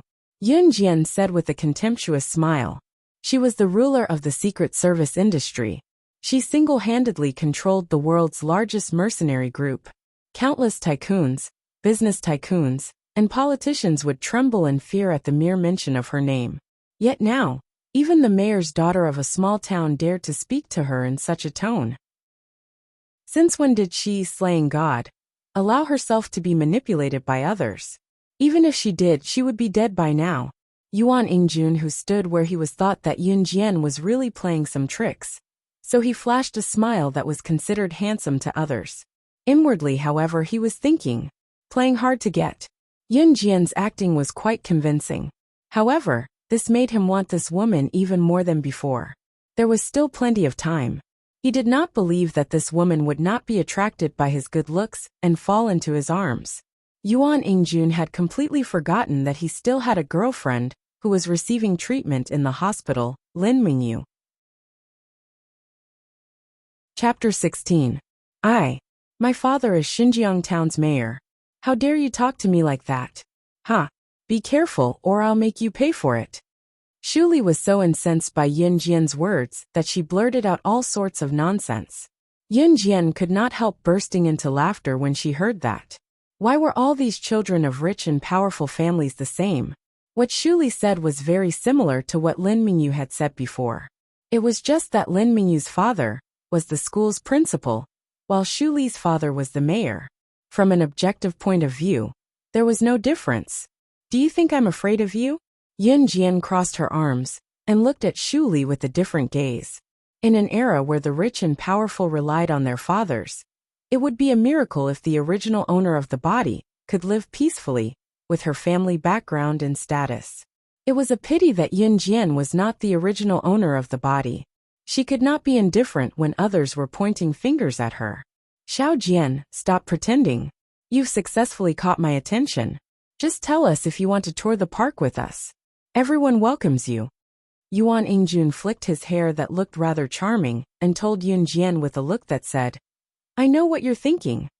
He thought that Yin Jian's words were Yin Jian's trick to play hard to get. To Yuan Yingjun, Yin Jian had put in a lot of effort to make the acts so realistic. In spite of it, this was great. He had long wanted to mess with Yin Jian. Yin Jian had a delicate appearance and was so much prettier than Lin Mingyu, who had neither looks nor figure. If Lin Mingyu was not the principal's daughter, Yuan Yingjun would not want to be close to her. As for Yin Jian, to Yuan Yingjun, he was purely toying with her, thinking that he would throw her away once he was tired of her. That was all. Sorry, I don't play with pigs. Yin Jian's lips curled into a smile. It was a dazzling smile that was like the thorns of a rose, catching people off guard. Pigs. How dare she compare them to pigs? In the next second, Yuan Yingjun's expression darkened. Was Yin Jian too engrossed in her act? He had already invited her. What else did she want? Shu Li, on the other hand, started scolding Yin Jian. You're the pig. Your whole family is from the gutter. People like you don't even have the face to live in this world. You want to attract Yingjun's attention. Why don't you look at yourself in the mirror? I didn't mention any names, but if you're assuming it's me, that's the truth. Yin Jian spoke faintly, but there was a smile on her lips. As soon as these words came out, Yuan Yingjun and Shu Li's faces instantly paled, looking very embarrassed. Ah! Snake! Snake! It was then that Lu Fian shrieked. Yin Jian turned to look at her. Following the direction that Lu Fian's trembling finger was pointing at, on the edge of the grass less than half a meter away from him and Lu Fian, there was a snake about half a meter long. Its body was yellowish-brown to dark grayish-black, and its head was oval. Its head was raised, and its neck was flattened like a rice spoon. Lu Fian had also suddenly noticed the venomous snake that had just crawled out from the bushes and screamed. Yin Jian's senses were quite good. Long before Lu Fian screamed, when she said that to Yuan Yingjun and the others, she had already felt the sound from the bushes. However, she only knew that it was a snake when she saw it. Her guess was not far from the truth. Isn't that a cobra? Beside Yuan Yingjun, a square-looking young man with large spectacles pointed at the snake and shouted in surprise. The park was not particularly big, and it was summer. There were snakes, but a cobra. A cobra. That was a real venomous snake. If you were bitten by it, you would die if you were not sent to the hospital immediately. Although Yuan Yingjun and the others were far away, everyone, including Yuan Yingjun himself, was scared. However, when they looked at Yin Jian, she looked natural and did not look scared at all. Everyone panicked. Chapter 17. Summer was the peak season for snakes, so it was not unusual to have 1 or 2 snakes in the park. It was just that they were extremely lucky to encounter a cobra. At this moment, the dark gray cobra that slowly crawled out of the bushes raised its head proudly. Its neck was flattened, and its tongue was hissing from its mouth. Yin Jian narrowed her eyes and pulled Lu Fian behind her without a word. The cobra's head was raised, indicating that it was ready to attack. Xiao Jian, you. Lu Fian cried out in worry when she saw Yin Jian pulling her behind her, while she faced the cobra that was not far away. Xiao Jian, be careful. One must not run when encountering a snake, much less run in a straight line. That was because the snake would chase after them with all its might. Yuan Ingjun and others who were a distance away were petrified. They dared not move or breathe in the pavilion, afraid that the cobra would notice them. Most people were born fearful of snakes, not to mention a cobra. This was a real venomous snake. One would die if they were bitten. Yuan Ingjun and others widened their eyes as they watched Yun Jian pull Lu Fian behind her to protect her. Then, they looked at Yun Jian, who was staring at the cobra intently like she was on her guard. Could it be that she wanted to fight against this venomous cobra by herself? Just thinking about the situation was enough to send chills down their spines. The cobra's body was wriggling, its head bobbing up and down as it swayed left and right. Unless one was a professional snake catcher, a human would need tools to catch a venomous snake. How could a person catch a snake when they stretched out their hands? Just as Yuan Ingjun and others thought so and sensed the danger, imagining that Yun Jian might be bitten by the cobra in the next second, the cobra suddenly crawled toward Yun Jian. The cobra slithered to Yun Jian's left and right, shaking its head. In the next second, its coiled body uncoiled and attacked Yun Jian, who was closest to it in a straight line. "No, Xiao Jian!" Lu Fian cried out when she saw Yun Jian shielding her. She wanted to push Yun Jian away at once, instinctively wanting to block the attack for her best friend. Unexpectedly, a scene that made everyone's jaws drop appeared in front of them. Yun Jian stood upright in front of the cobra with a slight smirk, watching as it arched toward her and attacked her body with a swoosh. At the same time, she extended her hand. Her hands seemed to have understood the direction of the cobra's attack and flung them in the next second. Yun Jian's delicate hand was so fast that it was indiscernible to the naked eye and pinched the neck of the cobra that was attacking her. She choked the cobra's neck so that it couldn't bite her. At the same time, her other hand quickly reached for the cobra's weak spot, the heart, and pinched hard. The cobra shook violently before it was strangled to death by Yun Jian. Yun Jian had caught him and strangled him to death with her bare hands.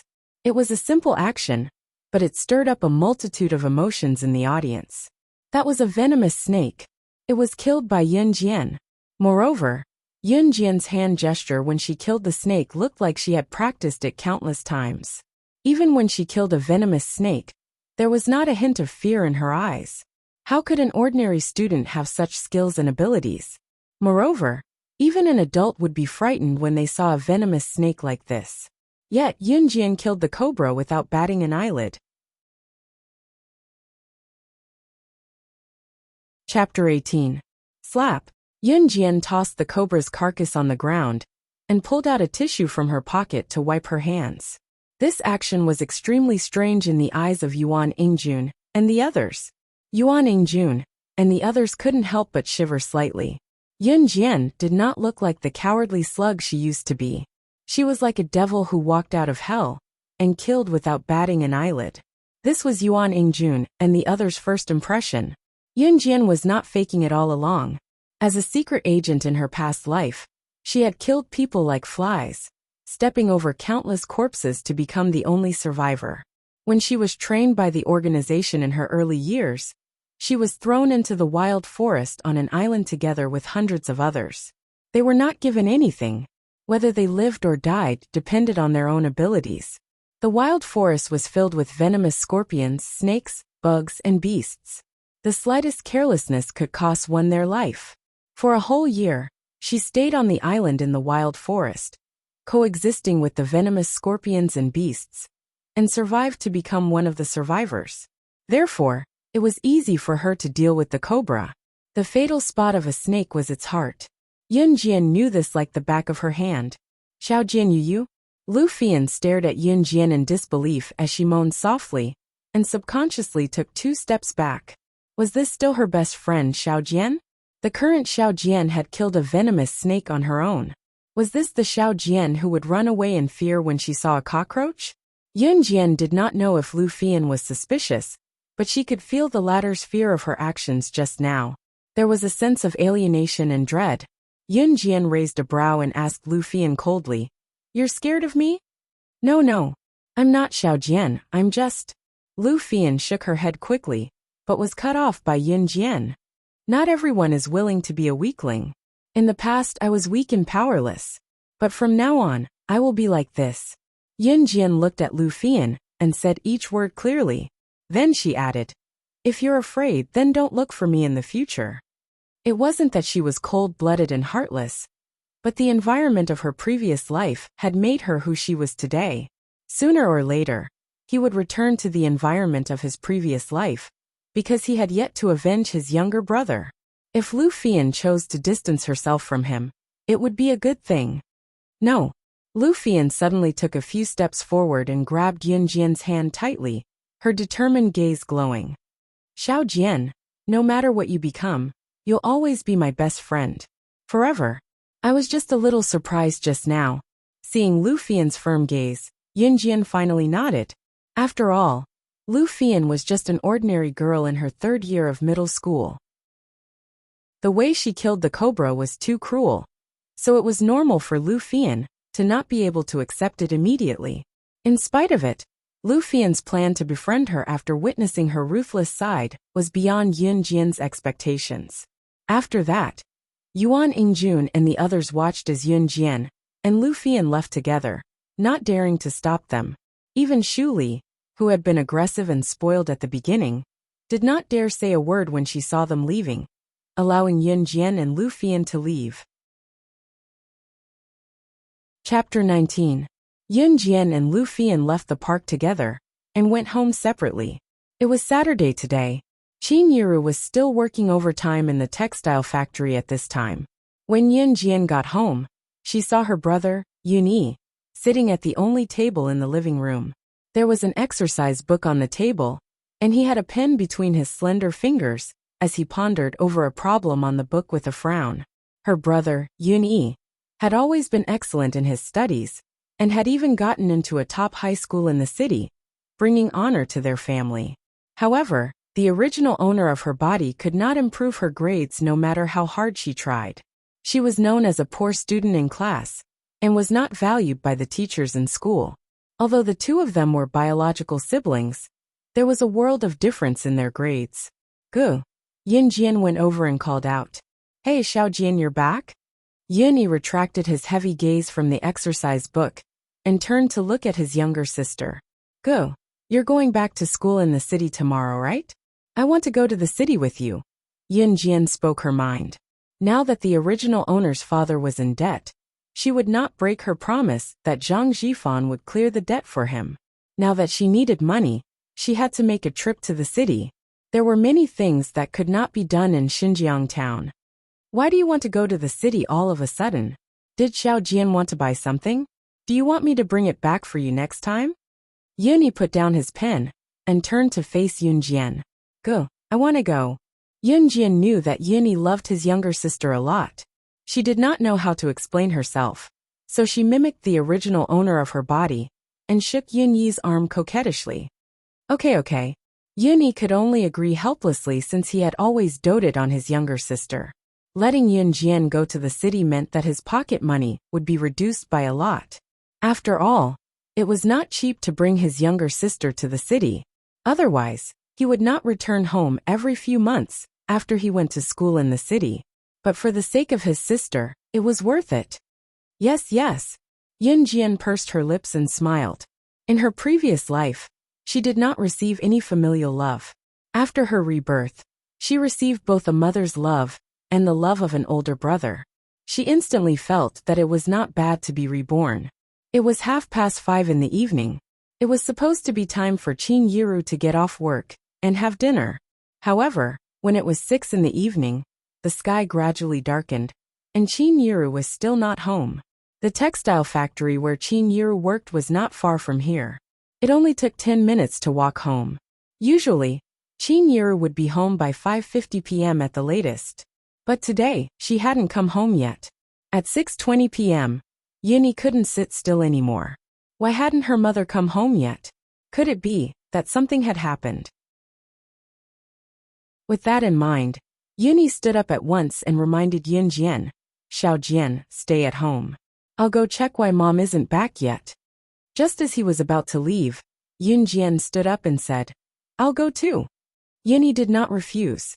Yun Jian and Yun Yi opened the door and walked toward the textile factory, where Qin Yuru worked for about 3 minutes before they saw a slightly plump woman in her 40s rushing over. She was Yun Jian's neighbor. Her surname was Wang, and everyone around her called her Aunt Wang. Aunt Wang and Qin Yuru worked in the same factory and were neighbors, so they usually went home together. "Why did you come back in such a hurry today?" Yun Jian's eyes twitched. Yun Yi stepped forward and asked, "Aunt Wang, why isn't my mom back yet this late?" Before she could finish, she was interrupted by Aunt Wang's compassionate, sobbing, and fearful words. Chapter 20.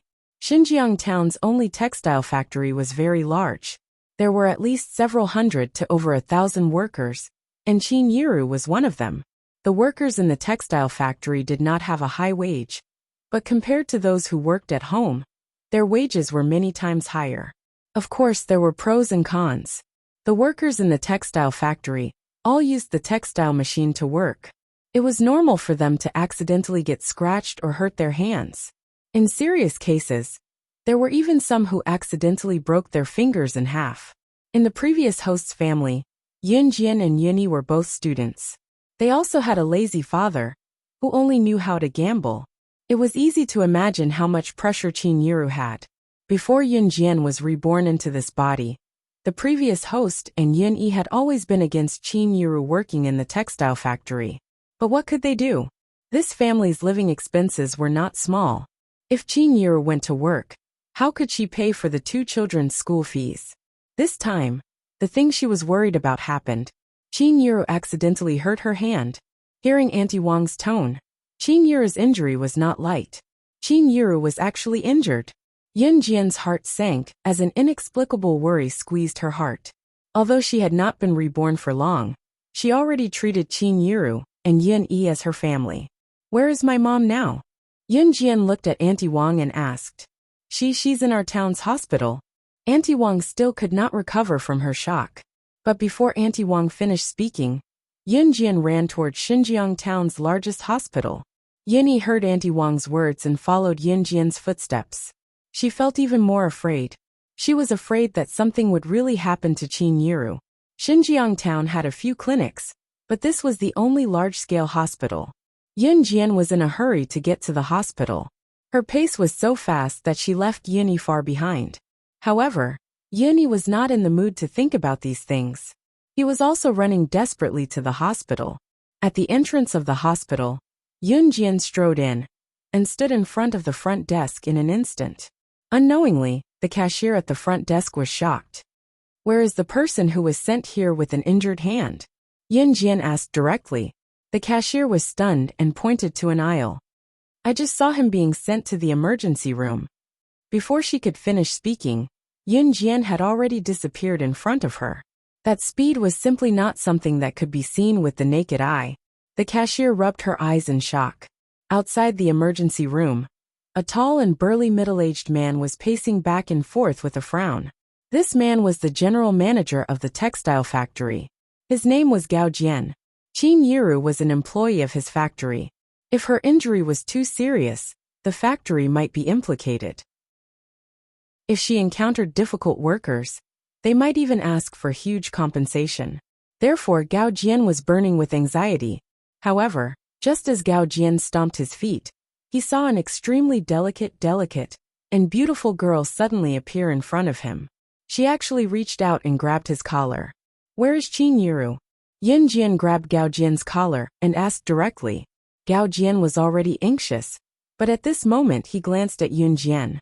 Naturally, he knew that Auntie Wang had already gone to inform her family. Therefore he understood and said, "You are Qin Yuru's family? She is now undergoing surgery in the emergency room. But the doctor said that the situation is not optimistic."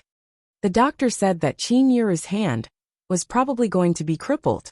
It was very likely that it would need to be amputated. Because the injury was too serious, she had already fainted. However, Gao Jian did not say the latter part. If he said it out loud, he was afraid that this girl would not be able to take the blow. Just as Gao Jian finished speaking, the emergency room door was opened. A doctor in a white coat walked out and looked at Yun Jian and Gao Jian sternly. Who is the patient's family? The patient's current situation is very unfavorable. Because the injury is too serious, our hospital's equipment is not complete. It will be too late to send her to the city's people's hospital. Therefore, the best solution now is to amputate her arm. Otherwise, if the current situation continues, her life will be in danger. Xinjiang town was only a small town and did not have complete medical equipment. Now that it was around 1998, the road to the city's people's hospital from here was not short. By then something would happen to her. The doctors had no choice but to use this method. Amputate. It's over. Gao Jian's heart instantly sank when he heard that. He was not really worried about Qin Yiru, but the factory was going to lose money. If her arm was amputated, the compensation would be even more. Chapter 21. Yun Jian's words shocked the two people present. After the doctor in the white coat came back to his senses, he reprimanded Yun Jian like an elder without thinking. Nonsense. Nonsense. How can you treat a human life as a joke? Even us doctors can't do it. How can a little girl like you do it? Do you think this is a family business? How old was this little girl? 15? 16? She didn't even know the most basic medical knowledge, and she was the chief surgeon? During an operation, the life and death of a patient depended on the chief surgeon's thoughts. She was the chief surgeon? This was simply nonsense. Yes, I know you're anxious now, but it's useless to be anxious. Now that the incident has happened, the doctors will definitely do their best. Gao Jian also quickly agreed with the doctor. Gao Jian was most worried about Qin Yiru's safety. Even if Qin Yiru's hand was amputated, the factory would still pay more compensation. However, if this little girl was allowed to do as she pleased, what if this person really died? That would be a life-threatening situation. This was not something that could be brushed off with some consolation money. If anything happens, I'll be responsible for it. At this juncture, Yun Jian had no time to talk nonsense with these two people. Qin Yiru was seriously injured, and she could not afford to wait. Now, every minute and second was very important to Qin Yiru. Therefore, after Yun Jian finished speaking, she pushed the doctor away and walked straight into the emergency room with her long legs. Hey. The doctor was pushed by Yun Jian and lost his balance. While he was surprised that this little girl was so strong, he quickly ran in after her. As soon as Yun Jian stepped into the operating room, Yun Yi, who had been rushing over, but could not catch up with Yun Jian's speed, had already arrived at the entrance of the hospital. And now, Yun Jian had already arrived at the emergency room. Hey, where did this little girl come from? Why did she come to the operating room? He's still undergoing surgery, and his life is in danger. Hurry up and get him out of here. Several assistant doctors standing beside the operating table saw Yun Jian coming in and wanted to chase her away. I'll be the chief surgeon for this surgery, Yun Jian suddenly said, not allowing anyone to refute her. She walked to the side, picked up the doctor's surgical gown and put it on. Then, she put on the sterile gloves and walked to the operating table. The assistant doctors and the doctors who followed Yun Jian into the operating theater saw Yun Jian putting on the surgical gown and sterile gloves. They could not help but widen their eyes.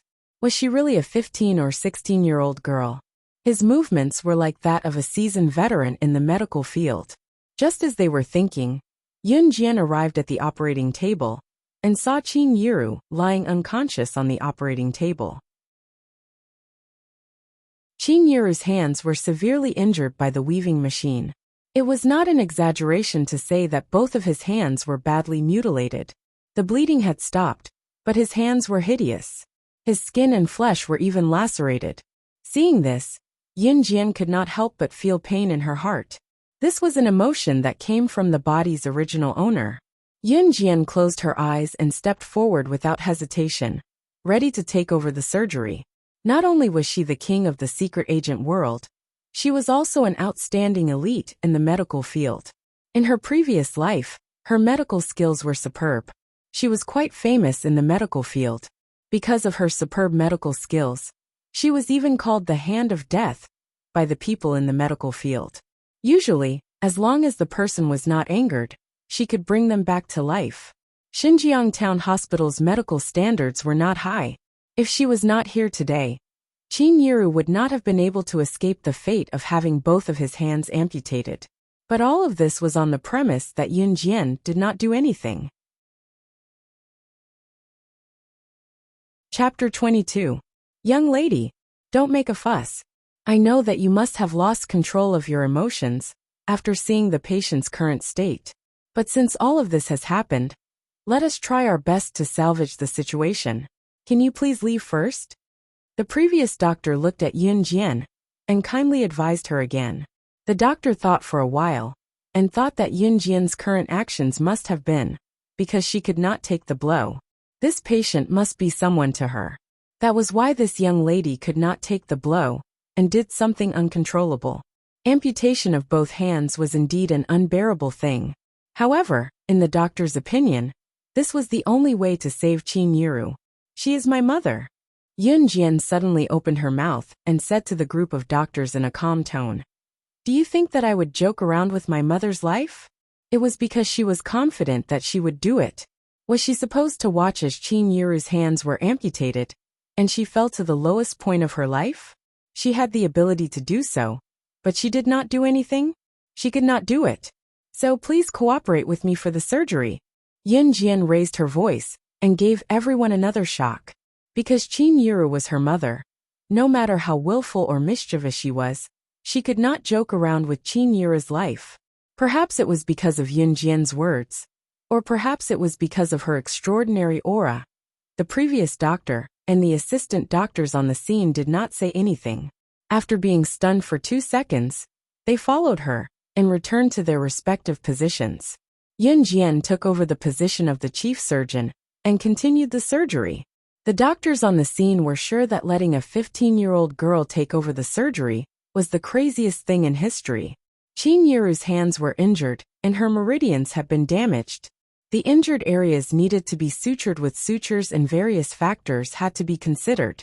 Under such conditions where the medical equipment was not complete, none of the doctors on the scene could completely repair Qin Yiru's hands. Even the doctors could not do anything, let alone a young lady. However, Yun Jian's skillful and superb medical skills completely stunned everyone on the scene. Surgical forceps, cloth towel pliers, suture needle. Yun Jian reported the name of the surgical tool mechanically, and the assistant doctor immediately handed the surgical tool to her. Sewing, closing, cutting, and sewing again, every cut and every stitch was done exquisitely, until the last second when the last wound on Qin Yiru's hand was stitched up. All the doctors present could not believe what they had just seen. With a trembling voice, the doctors slowly spat out the result of something that they thought was impossible. The operation was successfully completed. He had successfully completed it. When they turned to look at the young girl again, the doctor and the others' eyes were filled with admiration. He actually succeeded. Oh my God! How old was this girl? He thought that such a young girl would be scared witless when she saw Qin Yiru's horrifying wound. On the contrary, she was as calm as a mountain. At first, he thought that she was just spouting nonsense when she said that she wanted to take over the position of the chief surgeon. Chapter 23. Outside the emergency room, Yuni paced back and forth with worry written all over her face. Gao Jian, who was beside her, was the same. Both of them were anxious, but they knew that the operating room was not a place they could enter as they pleased. What puzzled Yun Yi was that he heard from Gao Jian that Xiao Jian had been in there for a long time. No one knew what she was up to, but she had not come out yet. Her mother's life was in danger, while she could only wait outside. Yun Yi could not sit still once she thought about it. Creak! At this moment, the tightly shut door of the operating theater opened. The doctor from before was the first to appear on screen, but his expression was relaxed, and there was even a relaxed and happy expression on his face. "Doctor, how's my mom?" Yuni dashed forward to ask once she saw him. Cough, cough. The doctor coughed softly and pretended to be calm before he announced, "The surgery was a success. The patient's condition is great now. I believe she'll be as good as new in a few months." As good as new? When Gao Jian heard this, he was immediately stunned.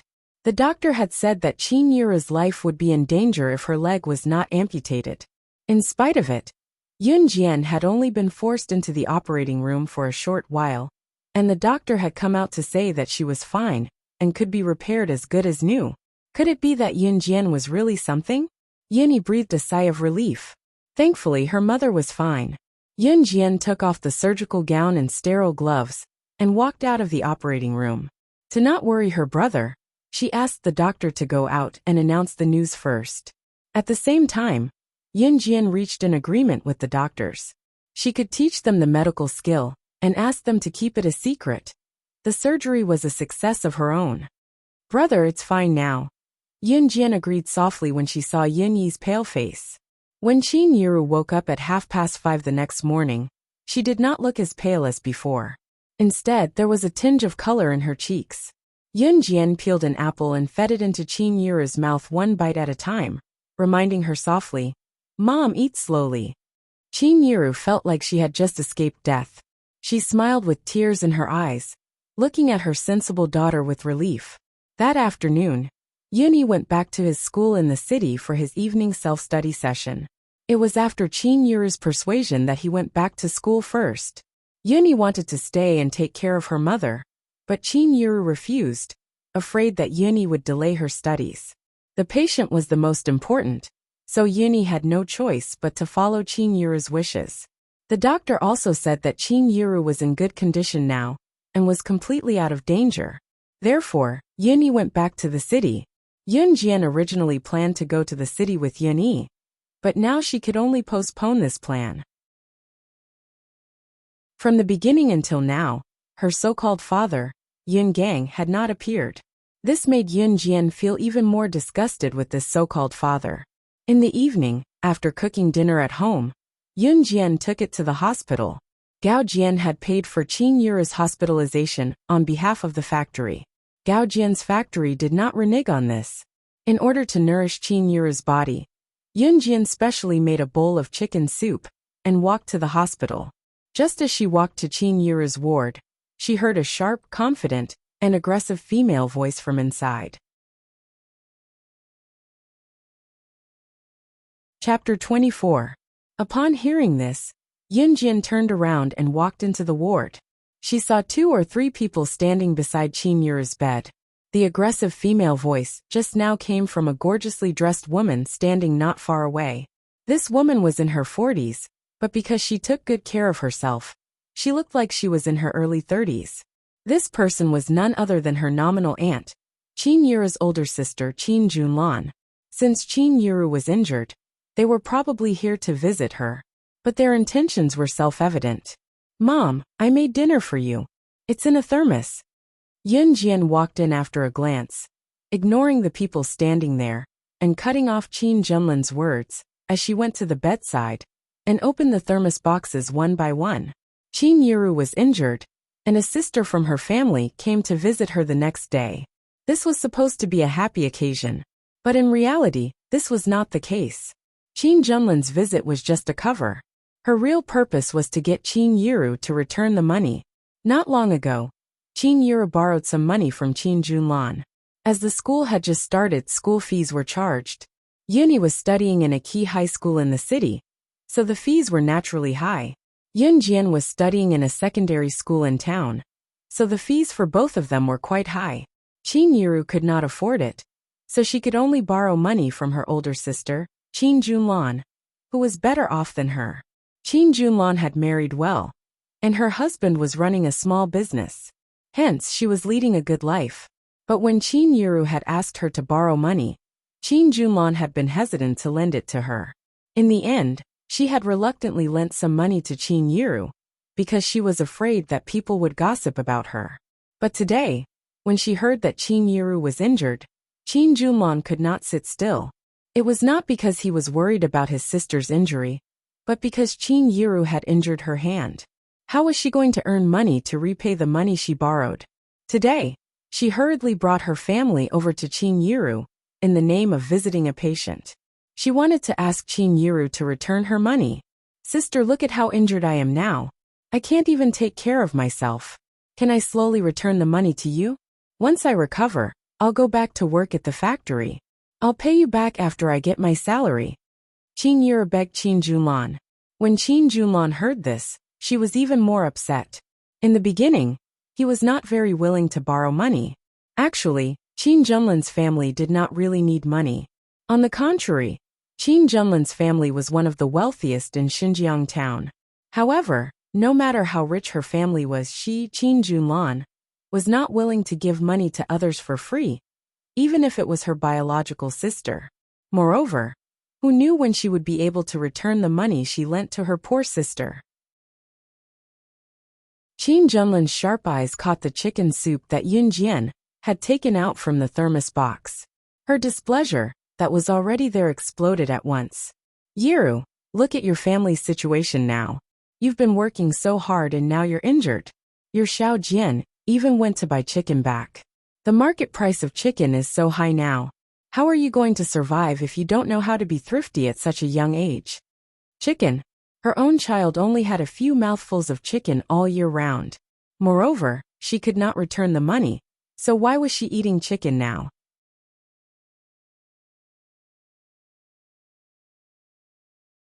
She thought that if Yun Yi became successful one day, she could help her own child. But now, with Qin Yuru's hand injured like this, Yun Yi might not even be able to afford the school fees if she continued to study in a key high school in the city. Hence, Qin Junlan did not care at all. Qin Yuru was even more disappointed after hearing Qin Junlan's words. She felt as if a knife was being twisted in her heart.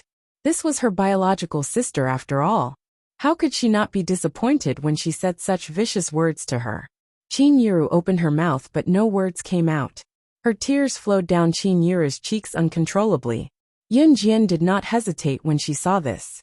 Her sharp eyes glanced at the instigator, Qin Junlan. She suddenly reached out and grabbed the wooden stool closest to her. With a stomp of her foot, the sturdy wooden stool shattered into pieces. The loud sound made Qin Junlan and the rest take a few steps back in fear. Bam! Qin Junlan and the rest had never seen someone who could shatter a wooden stool with a single stomp. Shocked, they looked at Yun Jian in disbelief. The girl who had shattered a wooden stool with a single stomp looked at Qin Junlan and the rest.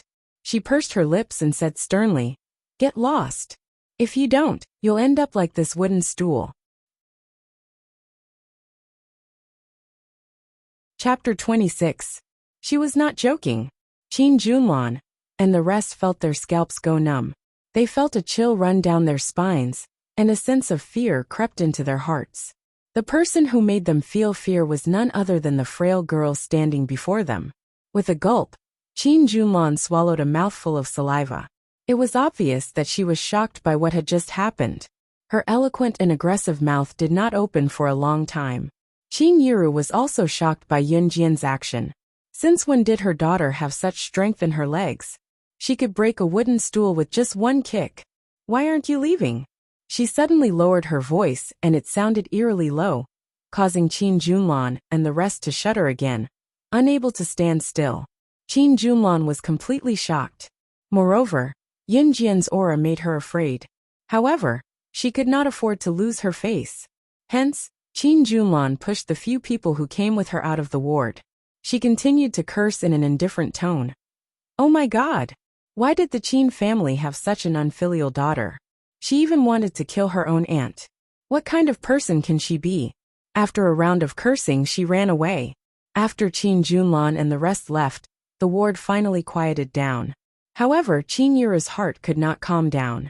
Yun Jian did not know how to comfort her, so she went over to place her hand on Qin Yuru's back and gave her a light pat. Mom, don't be sad. You're living your life for yourself. You don't have to be sad for others. Yun Jian comforted Qin Yuru. It was the weekend. She was supposed to go back to school for self-study at night. However, Yun Jian had specially applied for leave. She knew that if she went back to school, there would be a fierce battle.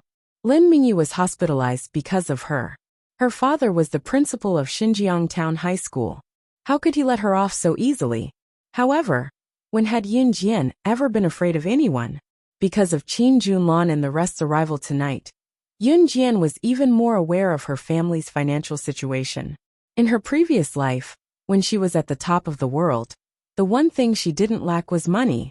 Usually, her starting price for a mission was no less than 10 million USD. But now that she had been reborn into the body of an ordinary middle school girl, she could feel that the life of an ordinary person was also full of trifles.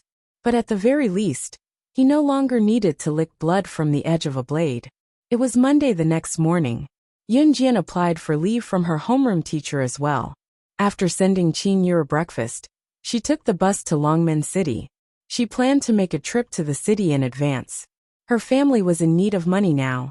Not only did the loan sharks come to ask for money, but Qin Junlan also came to ask for money yesterday.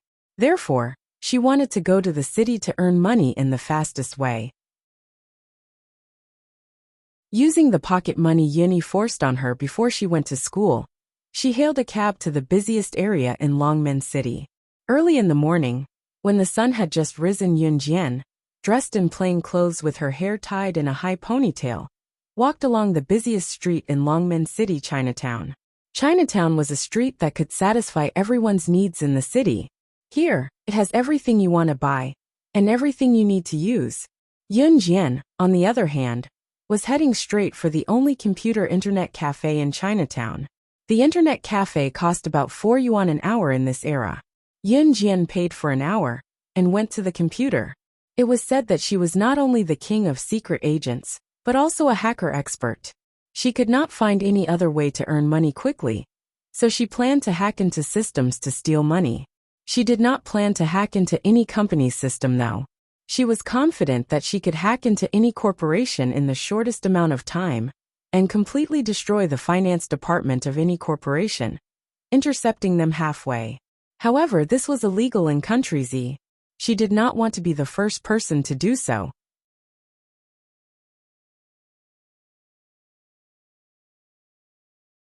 In order to prevent Qin Yuru from finding out about this shocking amount of money, she purposely stole the bank card from home today. However, she was probably the only person who could steal her own money since ancient times. Yunjian turned off her computer. Just as she stood up from her seat, a surprise greeting came from behind her. "You're Yunjian? Why are you here?" Yunjian was stunned. She was already in Longmen City, but she could still meet someone she knew?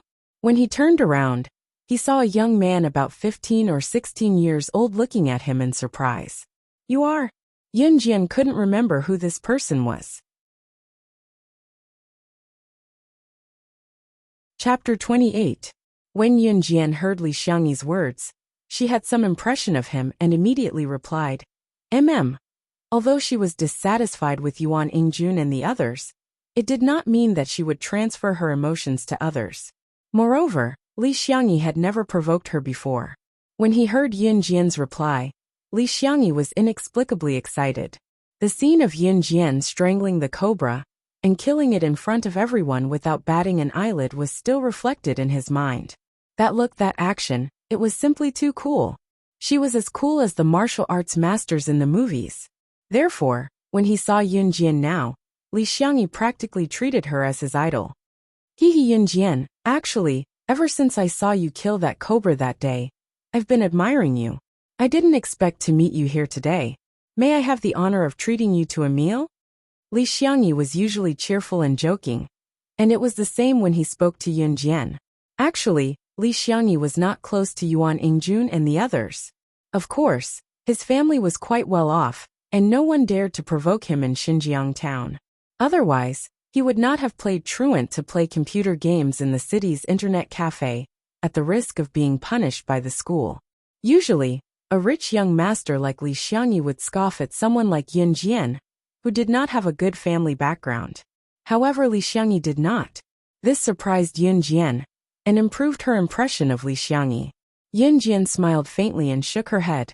"No, I'm going back to town soon." She still had to deliver lunch to Qin Yuru in the afternoon. "Oh, all right then." Li Xiangyi could only nod with slight disappointment. "Li Xiangyi, hurry up and come over. You're the only one left. The game is about to start, and you're taking so long to go to the bathroom. Hurry up." Li Xiangyi's friend was calling him. Li Xiangyi scratched his head and said to Yunjian in embarrassment, "My friend is calling me to play a game." I'll go over first. See you next time. With that, he ran over. Yun Jian only felt that this young man was quite friendly, completely different from Yuan Ingjuan's group. She didn't think too much about it. She walked out of the internet cafe and headed to the bank where the bank card was located. She had transferred $100 million into this bank card, which was more than 600 million renminbi. Yun Jian only took out 3 thick stacks of RMB, which amounted to 30,000 yuan. She wrapped them in a black bag and put them into her backpack. After all, if he obtained too much, it wouldn't be good to attract too much attention. She then took the city bus back to Xinjiang town. It wasn't lunchtime yet, so she wasn't in a hurry to go home. Instead, she went straight to Zhang Jifan's lair. Yun Jian was able to find Zhang Jifan and the others' lair directly. Naturally, she had a thorough understanding of this group of people. Zhang Jifan and the others had swindled a lot of money over the years because of their loan sharks. Their lair was the best house in Xinjiang town. Yun Jian went straight to their doorstep. At that moment, Zhang Jifan and the others were still playing mahjong. Win. It's over. Zhang Jifan had just finished the last mahjong tile in his hand when he saw the smiling girl standing not far away. He was so shocked that he immediately stood up from his seat. Brother Fan, what's wrong? Everyone asked and followed Zhang Jifan's gaze to Yun Jian. They saw Yun Jian walking over slowly. She opened her bag and took out a thick stack of cash and slammed it on the table.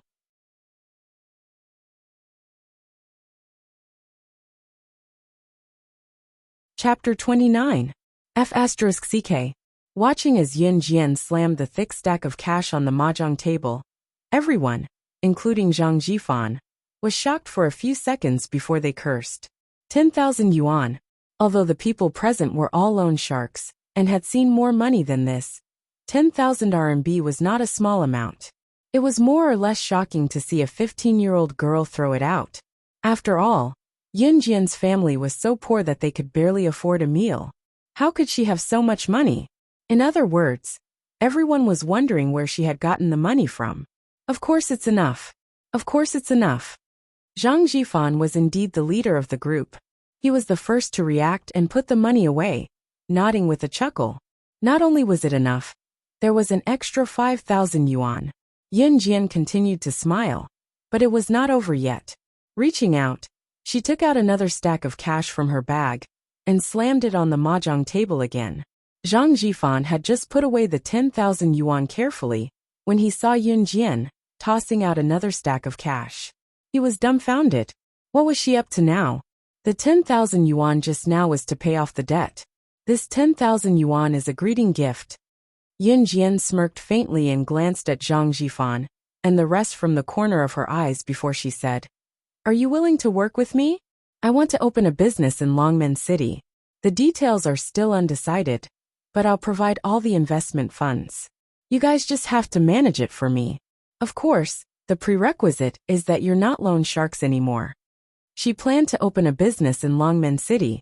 Longmen City was a coastal area, one of the more rapidly developing cities in the country. It was convenient for trade, and there was a lot of room for development.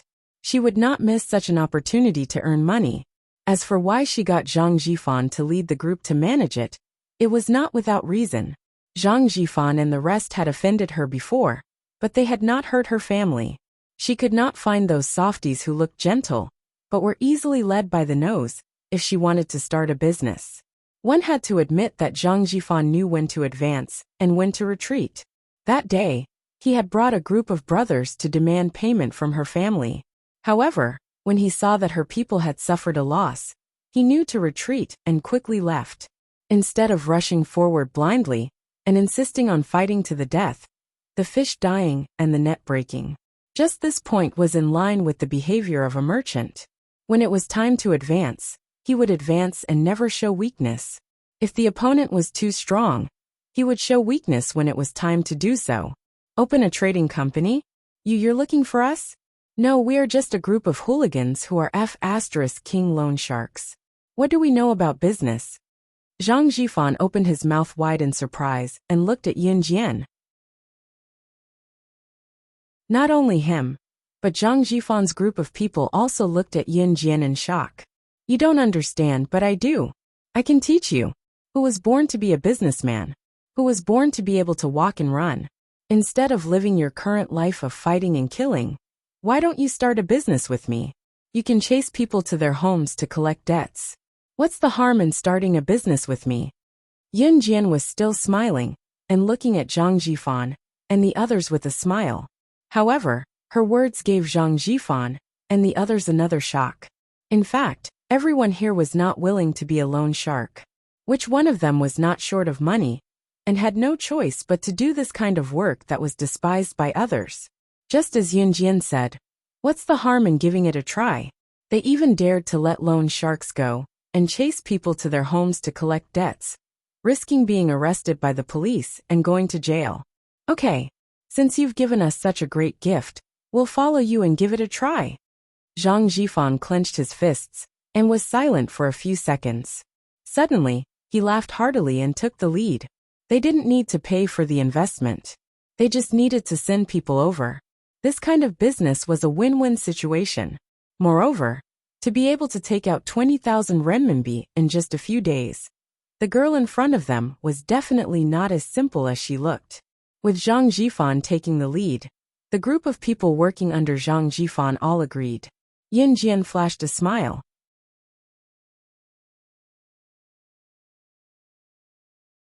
Chapter 30.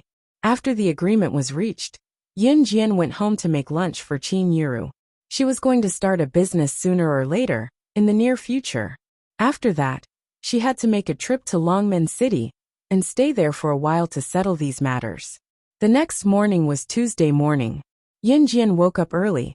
She went out for a morning run and went to school with a few exercise books in her backpack before heading to school.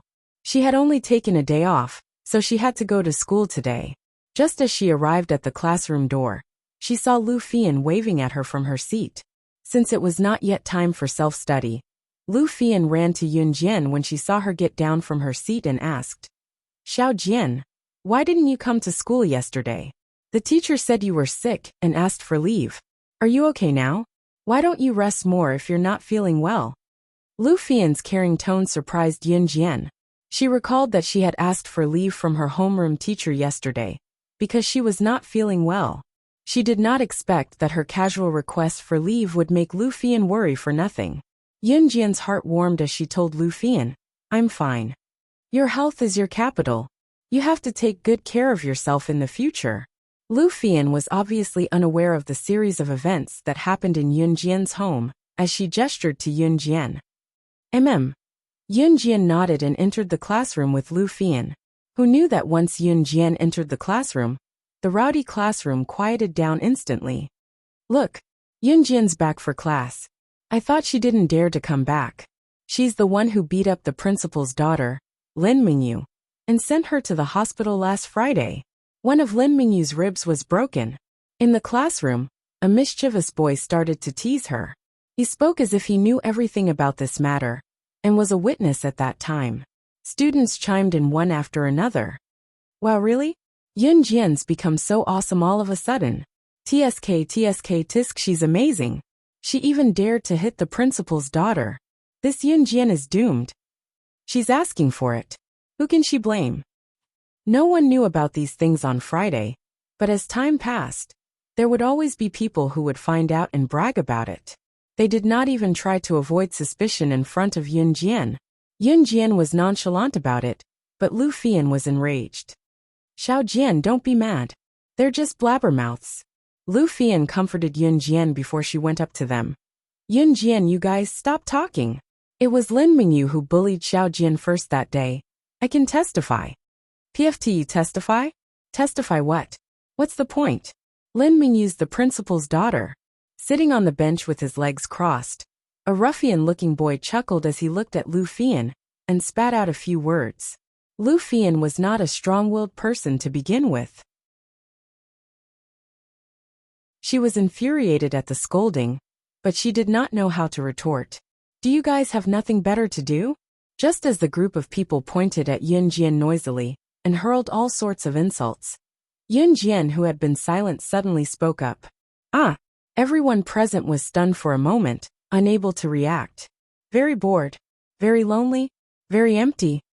Yunjian tossed out 3 words in a row before smirking. If so, you guys can continue chatting.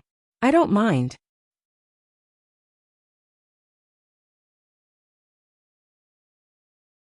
Chapter 31. The group of students who had been whispering to each other to watch Yunjian's drama turned sullen when they heard Yunjian's words. When they first heard that Yunjian had beaten up the arrogant and despotic Lin Mingyu and sent her to the hospital, they didn't believe it. Lin Mingyu was not only the daughter of the principal, but she was also the big sister in the 3rd year of junior high. She was very good at fighting. What about Yunjian? In the past, Yunjian was a snot-nosed person who didn't dare to make a sound in class. She didn't even dare to retaliate when people scolded her. She didn't even dare to fight.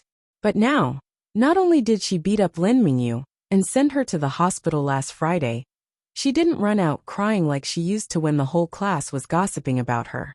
Instead, she blocked everyone's mouths the moment she spoke. Even her aura had changed. Yunjian, why are you pretending in front of everyone when you're so capable? We're just gossiping about you. It's not like anything will happen. Do you have to be so calculative? Why can't you let everyone talk about what you've done? A tall girl who was about 1.75 meters tall stood out from the group. She raised her chin and looked at Yunjian with a condescending gaze. This girl was called Mu Xiang.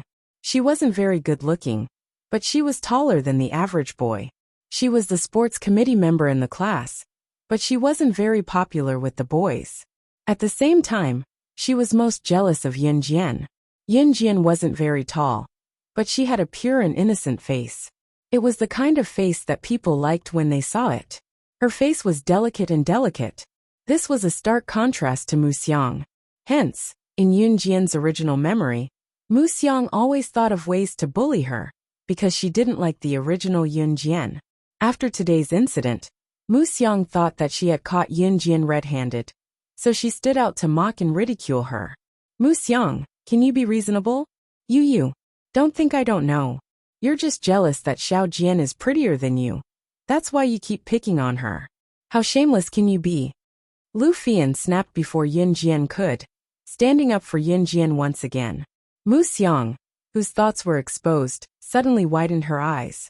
She glared fiercely at Lu Fian and Yunjian, refusing to accept the fact that she was uglier than Yunjian. Scram! Who's jealous of her? Lu Fian, don't slander me. Hee.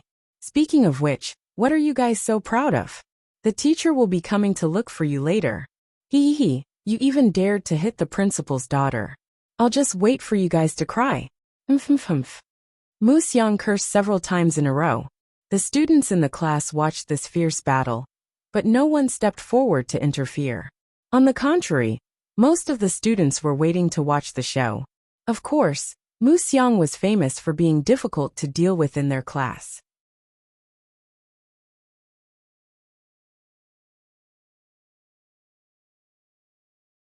Chapter 32. Mu Xiang was taken aback as well before she realized that Yunjian was insulting her in a roundabout way. She pointed at Yunjian and yelled, "You're the one who deserves a beating. Yunjian, don't think you're so great just because you beat Lin Mingyu up. I'm telling you, if it weren't for the punishment for fighting in school, I'd beat you up so hard you can't even stand up." As she spoke, Mu Xiang rolled up her sleeves to show off her authority. She was someone who practiced taekwondo. Fighting had always been one of Mu Xiang's proudest skills. She had been learning taekwondo since elementary school, and was now a blue and red belt martial artist. It was not a high level, but Mu Xiang was confident she could go up against Yunjian. Yunjian smirked, thinking that Mu Xiang was a spoiled brat who had yet to grow up. She turned and ignored Mu Xiang, gesturing for Lu Fian to go back to her seat. If they continued arguing, there would be no end to it. She had no time for that. "Yunjian, you're scared, aren't you?" "Humph, I'm telling you we're enemies today. Just you wait." Mu Xiang threatened Yunjian from behind when she saw that Yunjian was ignoring her. "I'll be waiting." Yunjian was already back in her seat. She turned her head and flashed a witty smile. Those who wanted her dead ranged from international assassins and secret agents to government officials. Since when was she afraid of anyone? What was more, it was just a threat from a junior high school girl. The morning went by amidst the sound of studying. The teachers took turns to teach, but none of them came to talk to her about Yun Jian beating Lin Mingyu up last Friday. Yun Jian found it odd as well. During the afternoon's P.E. class in free time, Yun Jian and Lu Fian sat alone on a patch of grass and watched the kids play around in the field. Xiao Jian, we're in our third year of junior high now. The midterms are coming up. Have you thought about which high school you want to go to? Lu Fian asked as she stirred the soil on the lawn with a withered root in her hand out of boredom. Longmen City First High School, Yun Jian answered. Longmen City's first high school was the top public high school in the city. It was also the school where her elder brother, Yun Yi, studied. Therefore, Yun Jian also planned to study there. Lu Fian's eyes widened when she heard what Yun Jian said. It's DE Senior High School. That's the best high school in our city. The cutoff is really high. There might only be 1 or 2 places in our school who can go up. Xiao Jianyu. It was not that Lu Fian looked down on Yun Jian. But before this, Yun Jian's grades were really not good. It was very difficult to even be ranked within the top 100 in the entire grade. In a key high school, only the top few students in the grade had a chance to fight for it. I'll get in. Don't we still have a year to study? Yun Jian's long lashes fluttered as she smiled. She had already grasped the learning progress of junior high school in her previous life effortlessly. Hey, Yun Jian, are you guys having P.E. today too? Just as Yun Jian and Lu Fian were chatting enthusiastically, a familiar male voice cut in. Yun Jian turned and saw Li Xiangyi, who she had just met yesterday morning, standing in front of her and Lu Fian. He was even holding a basketball in his hand, obviously out to play. Chapter 33. Amen. Yun Jian nodded. Their class was indeed physical education. Whoa, Xiao Jian, you guys know each other. Lu Fian was surprised as she looked at Yun Jian and Li Xiangyi. We've met twice, Yun Jian explained to Lu Fian. Oh, Lu Fian replied with a nod. Li Xiangyi scratched his head out of habit and raised the basketball in his hand shyly. The weather's pretty nice today, so we're out to practice basketball. Oh, Yun Jian, do you know how to play basketball? Actually, it was an idiotic question to ask a girl if she knew how to play basketball. One of Li Xiangyi's buddies who stood beside him clapped Li Xiangyi's shoulder and chuckled. I say, Li Xiangyi, isn't your question a waste of time? When girls play basketball, the most they can do is hit the ball twice and shoot a basket. They can't play a basketball game. Do you want to invite this girl to join our basketball team? Li Xiangyi chuckled awkwardly and kept his gaze on Yun Jian. They were going to have a basketball match in a few days. It was a friendly match between their school and another school's students. One of their team members was injured and would not be able to participate in the match that day. It was unrealistic to look for another member, since there were only a handful of people who knew how to play basketball. It was unfair to them that they could not play basketball with another school, with one less person. Therefore, when they saw Yun Jian today, they were reminded of the scene where she killed Lin's senator. If Yun Jian knew how to play basketball with such agility and could join their team, would their chances of winning not be higher? Of course, Li Xiangyi was not sure if Yun Jian knew how to play basketball. Yun Jian nodded with a smile under everyone's gaze. I know a little. She knew a little about basketball. Shooting was like using various darts and blades when she killed someone. It was just that basketball was bigger and simpler in comparison. Oh, Xiao Jian, you know how to play basketball? Why didn't I know? Lu Fian exclaimed in surprise. I learned it from my brother, so I naturally know a little. Yun Jian lied without blinking an eye. That won't do either. The guy who was standing next to Li Xiangyi said again. He paused and turned to Li Xiangyi. With a serious tone he said, It's not realistic to let a girl join our basketball team and compete with the boys from other schools. Can she even shoot the ball? Even if he goes, he will only drag our team down. Li Xiangyi, let me tell you, I will be the first to disagree with this. Don't even think about it. The boy who retorted was Li Xiangyi's buddy Wu Kuei. He was also a member of Xinjiang Town Junior High School's basketball team. Listening to Li Xiangyi and Wu Kuei's conversation, Yun Jian could tell that Li Xiangyi wanted her to join the basketball team. However, from Wu Kuei's tone, he could tell that other than Li Xiangyi, no one else thought that he knew how to play basketball. Not to mention a basketball. Even if she was given a needle, she could stand far away and stab a person's fatal point and kill them. Compared to that, basketball was nothing. You want me to join your basketball team, right? Yun Jian turned to look at Li Xiangyi. Li Xiangyi was stunned. He nodded blankly. Yes. Alright, I agree. Yun Jian pursed her lips and smiled like a spring breeze. Wait, we haven't agreed yet. She doesn't have the right to participate in the basketball game with us. When Wu Kuei saw that Yun Jian did not know how to appreciate his kindness, and actually took the initiative to say something like that, he immediately stood up and strongly disagreed. Who wanted her to join their basketball team? Did they agree? Just as Wu Kuei finished speaking, Yun Jian suddenly stood up from the lawn and hooked the basketball from Li Xiangyi's hand into her own. What happened next gave everyone a new shock. Yun Jian held the basketball with both hands and threw it into the air. The basketball followed its trajectory and flew toward the basketball hoop 30 to 40 meters away. It drew a perfect arc in the air. Soon the basketball was in the basket. The basketball hoop 30 to 40 meters away, which was the size of a basketball court, was thrown from there. Yun Jian actually made the shot. Everyone present was dumbfounded. Oh my God! Were their eyes playing tricks on them? Chapter 34. At this moment, not only Li Xiangyi, Wu Kuei, and the others, but even Lu Fian widened her beautiful eyes and looked at Yun Jian anxiously. She felt as if she had been struck by lightning. Wu Kuei, who had just spoken rudely, suddenly felt as if he had been ruthlessly slapped in the face. However, he had initially been thinking for the sake of their basketball team. However, seeing such a scene, no one could say anything else. Shooting a basketball from a distance of 30 to 40 meters into the basketball hoop on the field was definitely not something an ordinary person could do. Sorry, my tone was too strong just now. Wu Kuei was also a flexible person. He smiled embarrassedly and apologized to Yun Jian. Then, he sincerely continued, "Let me formally introduce myself. I am the vice captain of our school's basketball team. My name is Wu Kuei. The captain himself is not here, but I can represent all the members of our basketball team to invite you to join our basketball team.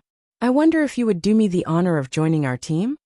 Wu Kuei's attitude immediately took a 360-degree turn. Everyone had seen Yun Jian's performance just now. At this moment, those who were extremely against Li Xiangyi inviting Yun Jian to join the basketball team also had a change of heart. Yun Jian looked at him and smiled. Her beautiful eyebrows curved. Okay, I'll join. What she lacked in her previous life was the life of an ordinary person. Therefore, in her second life, living in a school, she had to experience it. When Yun Jian agreed, the members of the basketball team also breathed a sigh of relief. They did not expect the girl that Li Xiangyi knew to be so capable. Just now, she had only come over to say hello, and the annoying problem of having one less person on the team to participate in the basketball game was solved. Wu Kuei's view of Yun Jian also changed greatly. Just now, he treated her with such an attitude. Not only did she not deliberately make things difficult for him, but she was also generous and not reserved. This kind of girl was really different from the rest. Welcome to the team. Wu Kuei represented all the members of the basketball team to express a sincere welcome to Yun Jian. Okay. Yun Jian narrowed her eyes and moved her lips. Even Yun Jian didn't expect that she would join a basketball team after attending a physical education class. Lu Fian was even more surprised than Yun Jian herself. She kept talking to Yun Jian all day long. She looked even more excited than Yun Jian. Xiao Jian, you're amazing. He's going to represent our school in the basketball match. As long as the day of the competition is a holiday, I will definitely cheer for you. Lu Fian had been nagging Yun Jian for almost the entire afternoon. Although Yun Jian was annoyed, she was also gratified. She had friends now. She was no longer the killing machine of the organization. It was a pity that she was able to live such a peaceful life, but her brother would never come back. At 8 o'clock in the evening self-study session ended and school was dismissed on time. Yun Jian carried her school bag and walked in the opposite direction from Lu Fian. She was going to the health center to look for Qin Yiru. The health center was coincidentally in the opposite direction from Lu Fian and Yun Jian's house. After bidding Lu Fian a quick farewell after school, Yun Jian walked alone in the dark alley. This alley was the closest path to the health center. It was also the darkest, so no one dared to walk alone. Yun Jian's steady pace was brisk. When she reached the intersection of the alley, Yun Jian stopped abruptly and leaned her back against the wall of a thatched cottage. She chuckled at the dark spot she had just walked from. "Come out. How long are you planning to follow me?" Someone was following her, and the stalker's skill was mediocre. At least she had noticed it right from the start.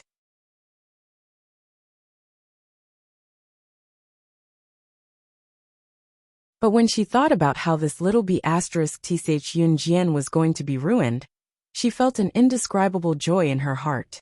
Yun Jian's gaze gradually turned cold. She watched coldly as brother whose fat body approached her. Just as she was about to beat the whole group of people to the ground, her sharp senses suddenly detected a trace of abnormality. Tisk! A soft sound traveled into her ears. That sound could not be any softer. If one was not a secret agent, an ordinary person would not be able to hear it. And this was the sound that Yun Jian was most familiar with. It was the sound of a silenced pistol. There were people nearby. Yun Jian suddenly ran towards the dead end of the alley. On the left side of the intersection, she ran in the direction of the sound of the silenced pistol. Her speed was extremely fast. Brother Hu and the rest were just about to surround Yun Jian when they saw Yun Jian running ahead. At that moment, they thought that Yun Jian was running away. "She's running away. Chase after her," Mu Xiang shouted as she pointed in the direction that Yun Jian had run.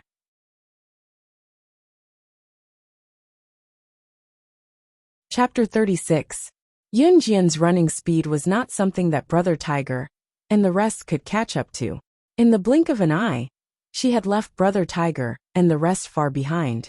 Following the direction of the silenced pistol's swoosh, Yun Jian quickly arrived at the other end of the alley. She flashed to the corner of the wall and peeked out with one eye to see the commotion. The first thing she saw was a middle-aged man lying at the entrance of the alley. He was covered in blood and was clearly dead. Yun Jian concluded that the gunshot had killed the middle-aged man. Looking forward, she saw a woman in a flirtatious red robe standing in front of her. The woman was also covered in wounds and looked battered and exhausted, but she was protecting the thing in her arms with all her might. In front of the woman stood 3 men in their 20s. The man in the middle was about 19 or 20 years old, but he was the most outstanding of the 3. This man had a clean and fair face with sharp edges and cold handsomeness. His sharp nose looked as if it had been carved by a knife.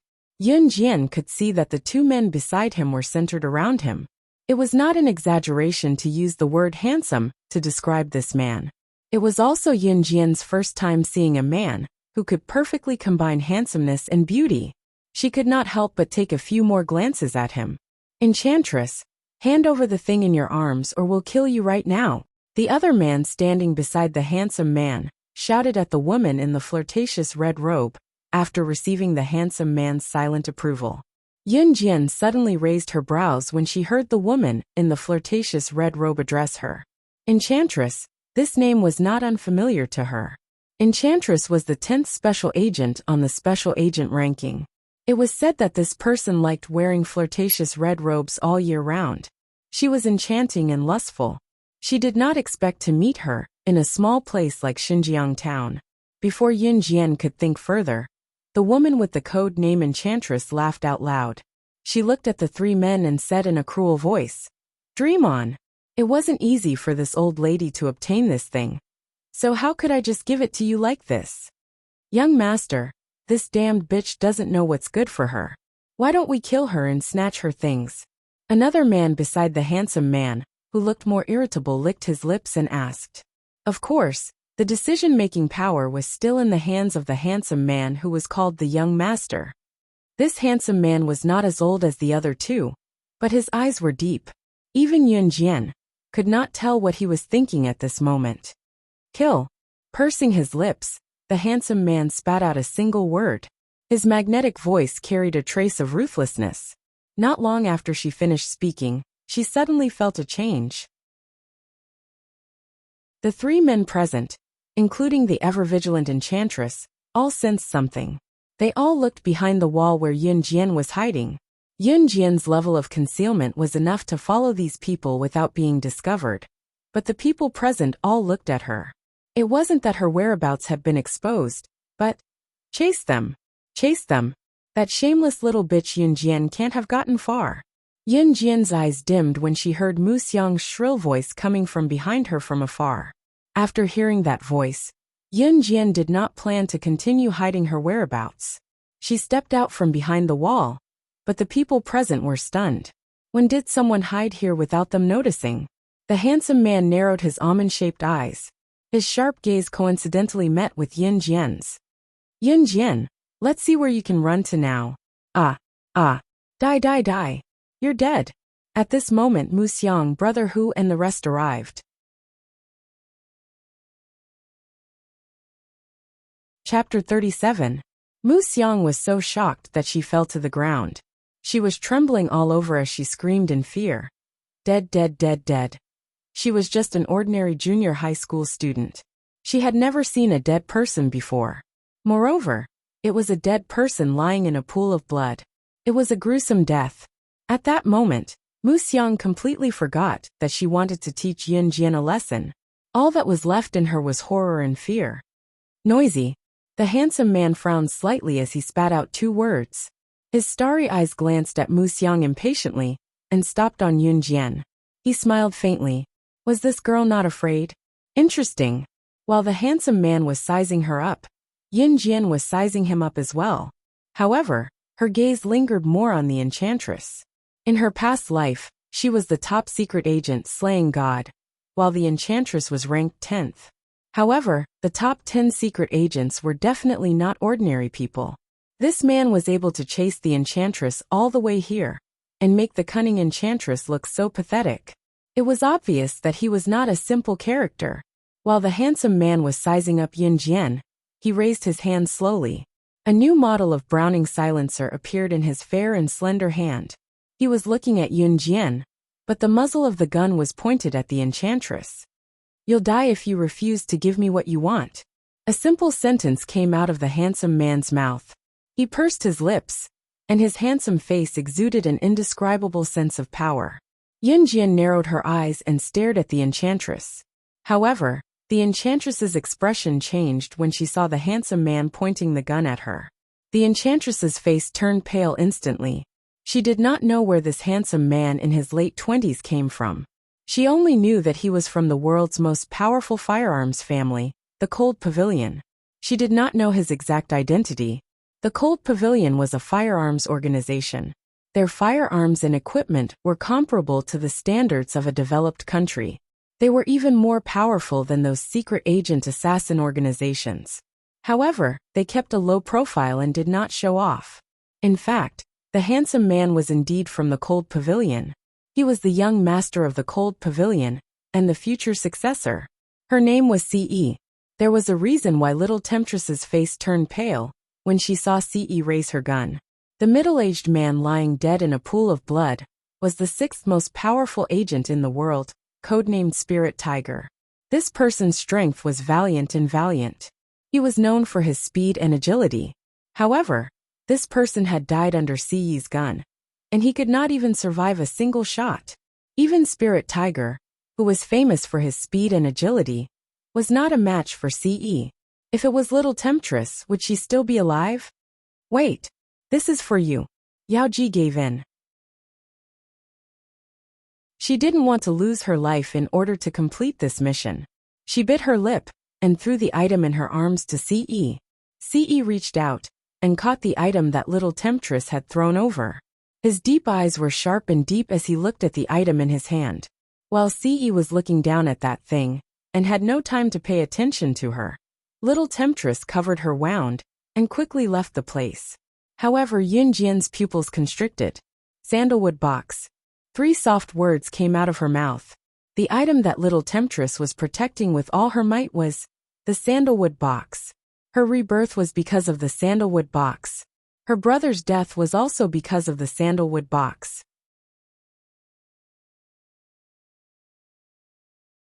Chapter 38. Siyi's deep eyes scanned Yunjian again. He did not hear wrongly. She had just said the word sandalwood box. The thing in his hand was indeed a sandalwood box. How could an ordinary girl know that it was a sandalwood box? Young master, what should we do with these people? The man standing beside Ce asked Ce. These people were naturally Yunjian, Mu Xiang, and the rest. Don't kill me.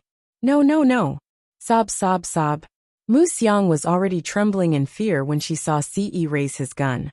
When she heard what Ce said, she was so frightened that she sat on the ground and crawled back to where they came from. Brother Hu and the rest had already lost their expressions. Their faces were ashen, and their bodies were trembling. Yunjian was the only one who stood there quietly, watching the scene without crying or making a fuss. It was as if all of this was nothing more than playing around, as simple as eating a meal. Let's go. Ce retracted his gaze from Yunjian and ordered the other 2 men. Then, the 3 tall figures disappeared on the spot. Yunjian did not stop them. The sandalwood box was no longer of any use to her. Her brother was dead, and there was no point in looking back on her previous life. On the contrary, she was living a peaceful life now. As for why she was reborn, she did not want to find out. The dead alley returned to its usual silence. Only the middle-aged man's corpse on the ground hinted at what had just happened. However, this corpse would definitely disappear the next day. No matter which organization or family it was, there would always be people who specialized in disposing of corpses to destroy the evidence. Yunjian smiled condescendingly and turned to see Mu Xiang, Brother Hu, and the rest crawling away in fear. She did not stay any longer and walked towards the hospital where Qin Yiru was. The inpatient department of the hospital was always a quiet place at night. After staying in Qin Yiru's ward for a while, Yunjian went home to sleep. The next day, Yunjian woke up early as usual. She still carried more than 10 kilograms and ran around Xinjiang town in the morning to train her body. After that, she went to the hospital to deliver breakfast to Qin Yiru in the morning. Then she went to school. The moment she entered the classroom, she saw someone she didn't want to see. Yuan Yingjun? Yunjian went around him, intending to ignore him. However, it was obvious that Yuan Yingjun was here for Yunjian, so he would not give way. Yuan Yingjun was a student of class 3-1. If he didn't look for her, who else would he look for? Xiao Jian, let's talk. Yuan Yingjun could not help gulping as he watched Yunjian's increasingly beautiful face. I don't think we're that close yet, so please don't call me Xiao Jian. My surname is Yunjian, or you can just call me classmate. Yunjian crossed her arms and chuckled at Yuan Yingjun when she saw that he was blocking the path to prevent her from passing. Yuan Yingjun's cheerful face looked awkward, but he insisted on finishing what he wanted to say. I broke up with Lin Mingyu. What does that have to do with me? Yunjian continued. I know about what happened that day. It was Lin Mingyu's fault, so I've suppressed it. As Yuan Yingjun spoke, he continued to plead with Yunjian. It was my fault in the past. I'm sorry, but please give me a chance. Be my girlfriend, okay? So, when Lin Mingyu got into trouble, the reason no teacher or principal came looking for her was because Yuan Yingjun had suppressed it. You're tuning in to the Dreamy Chapters YouTube channel. We're so grateful for your support, and don't forget to subscribe to join us on this incredible journey through captivating stories. Your generosity through donations truly makes a world of difference, as it's the primary source of revenue that allows me to expand and enhance this channel for you. Thank you from the bottom of my heart for being a part of this adventure.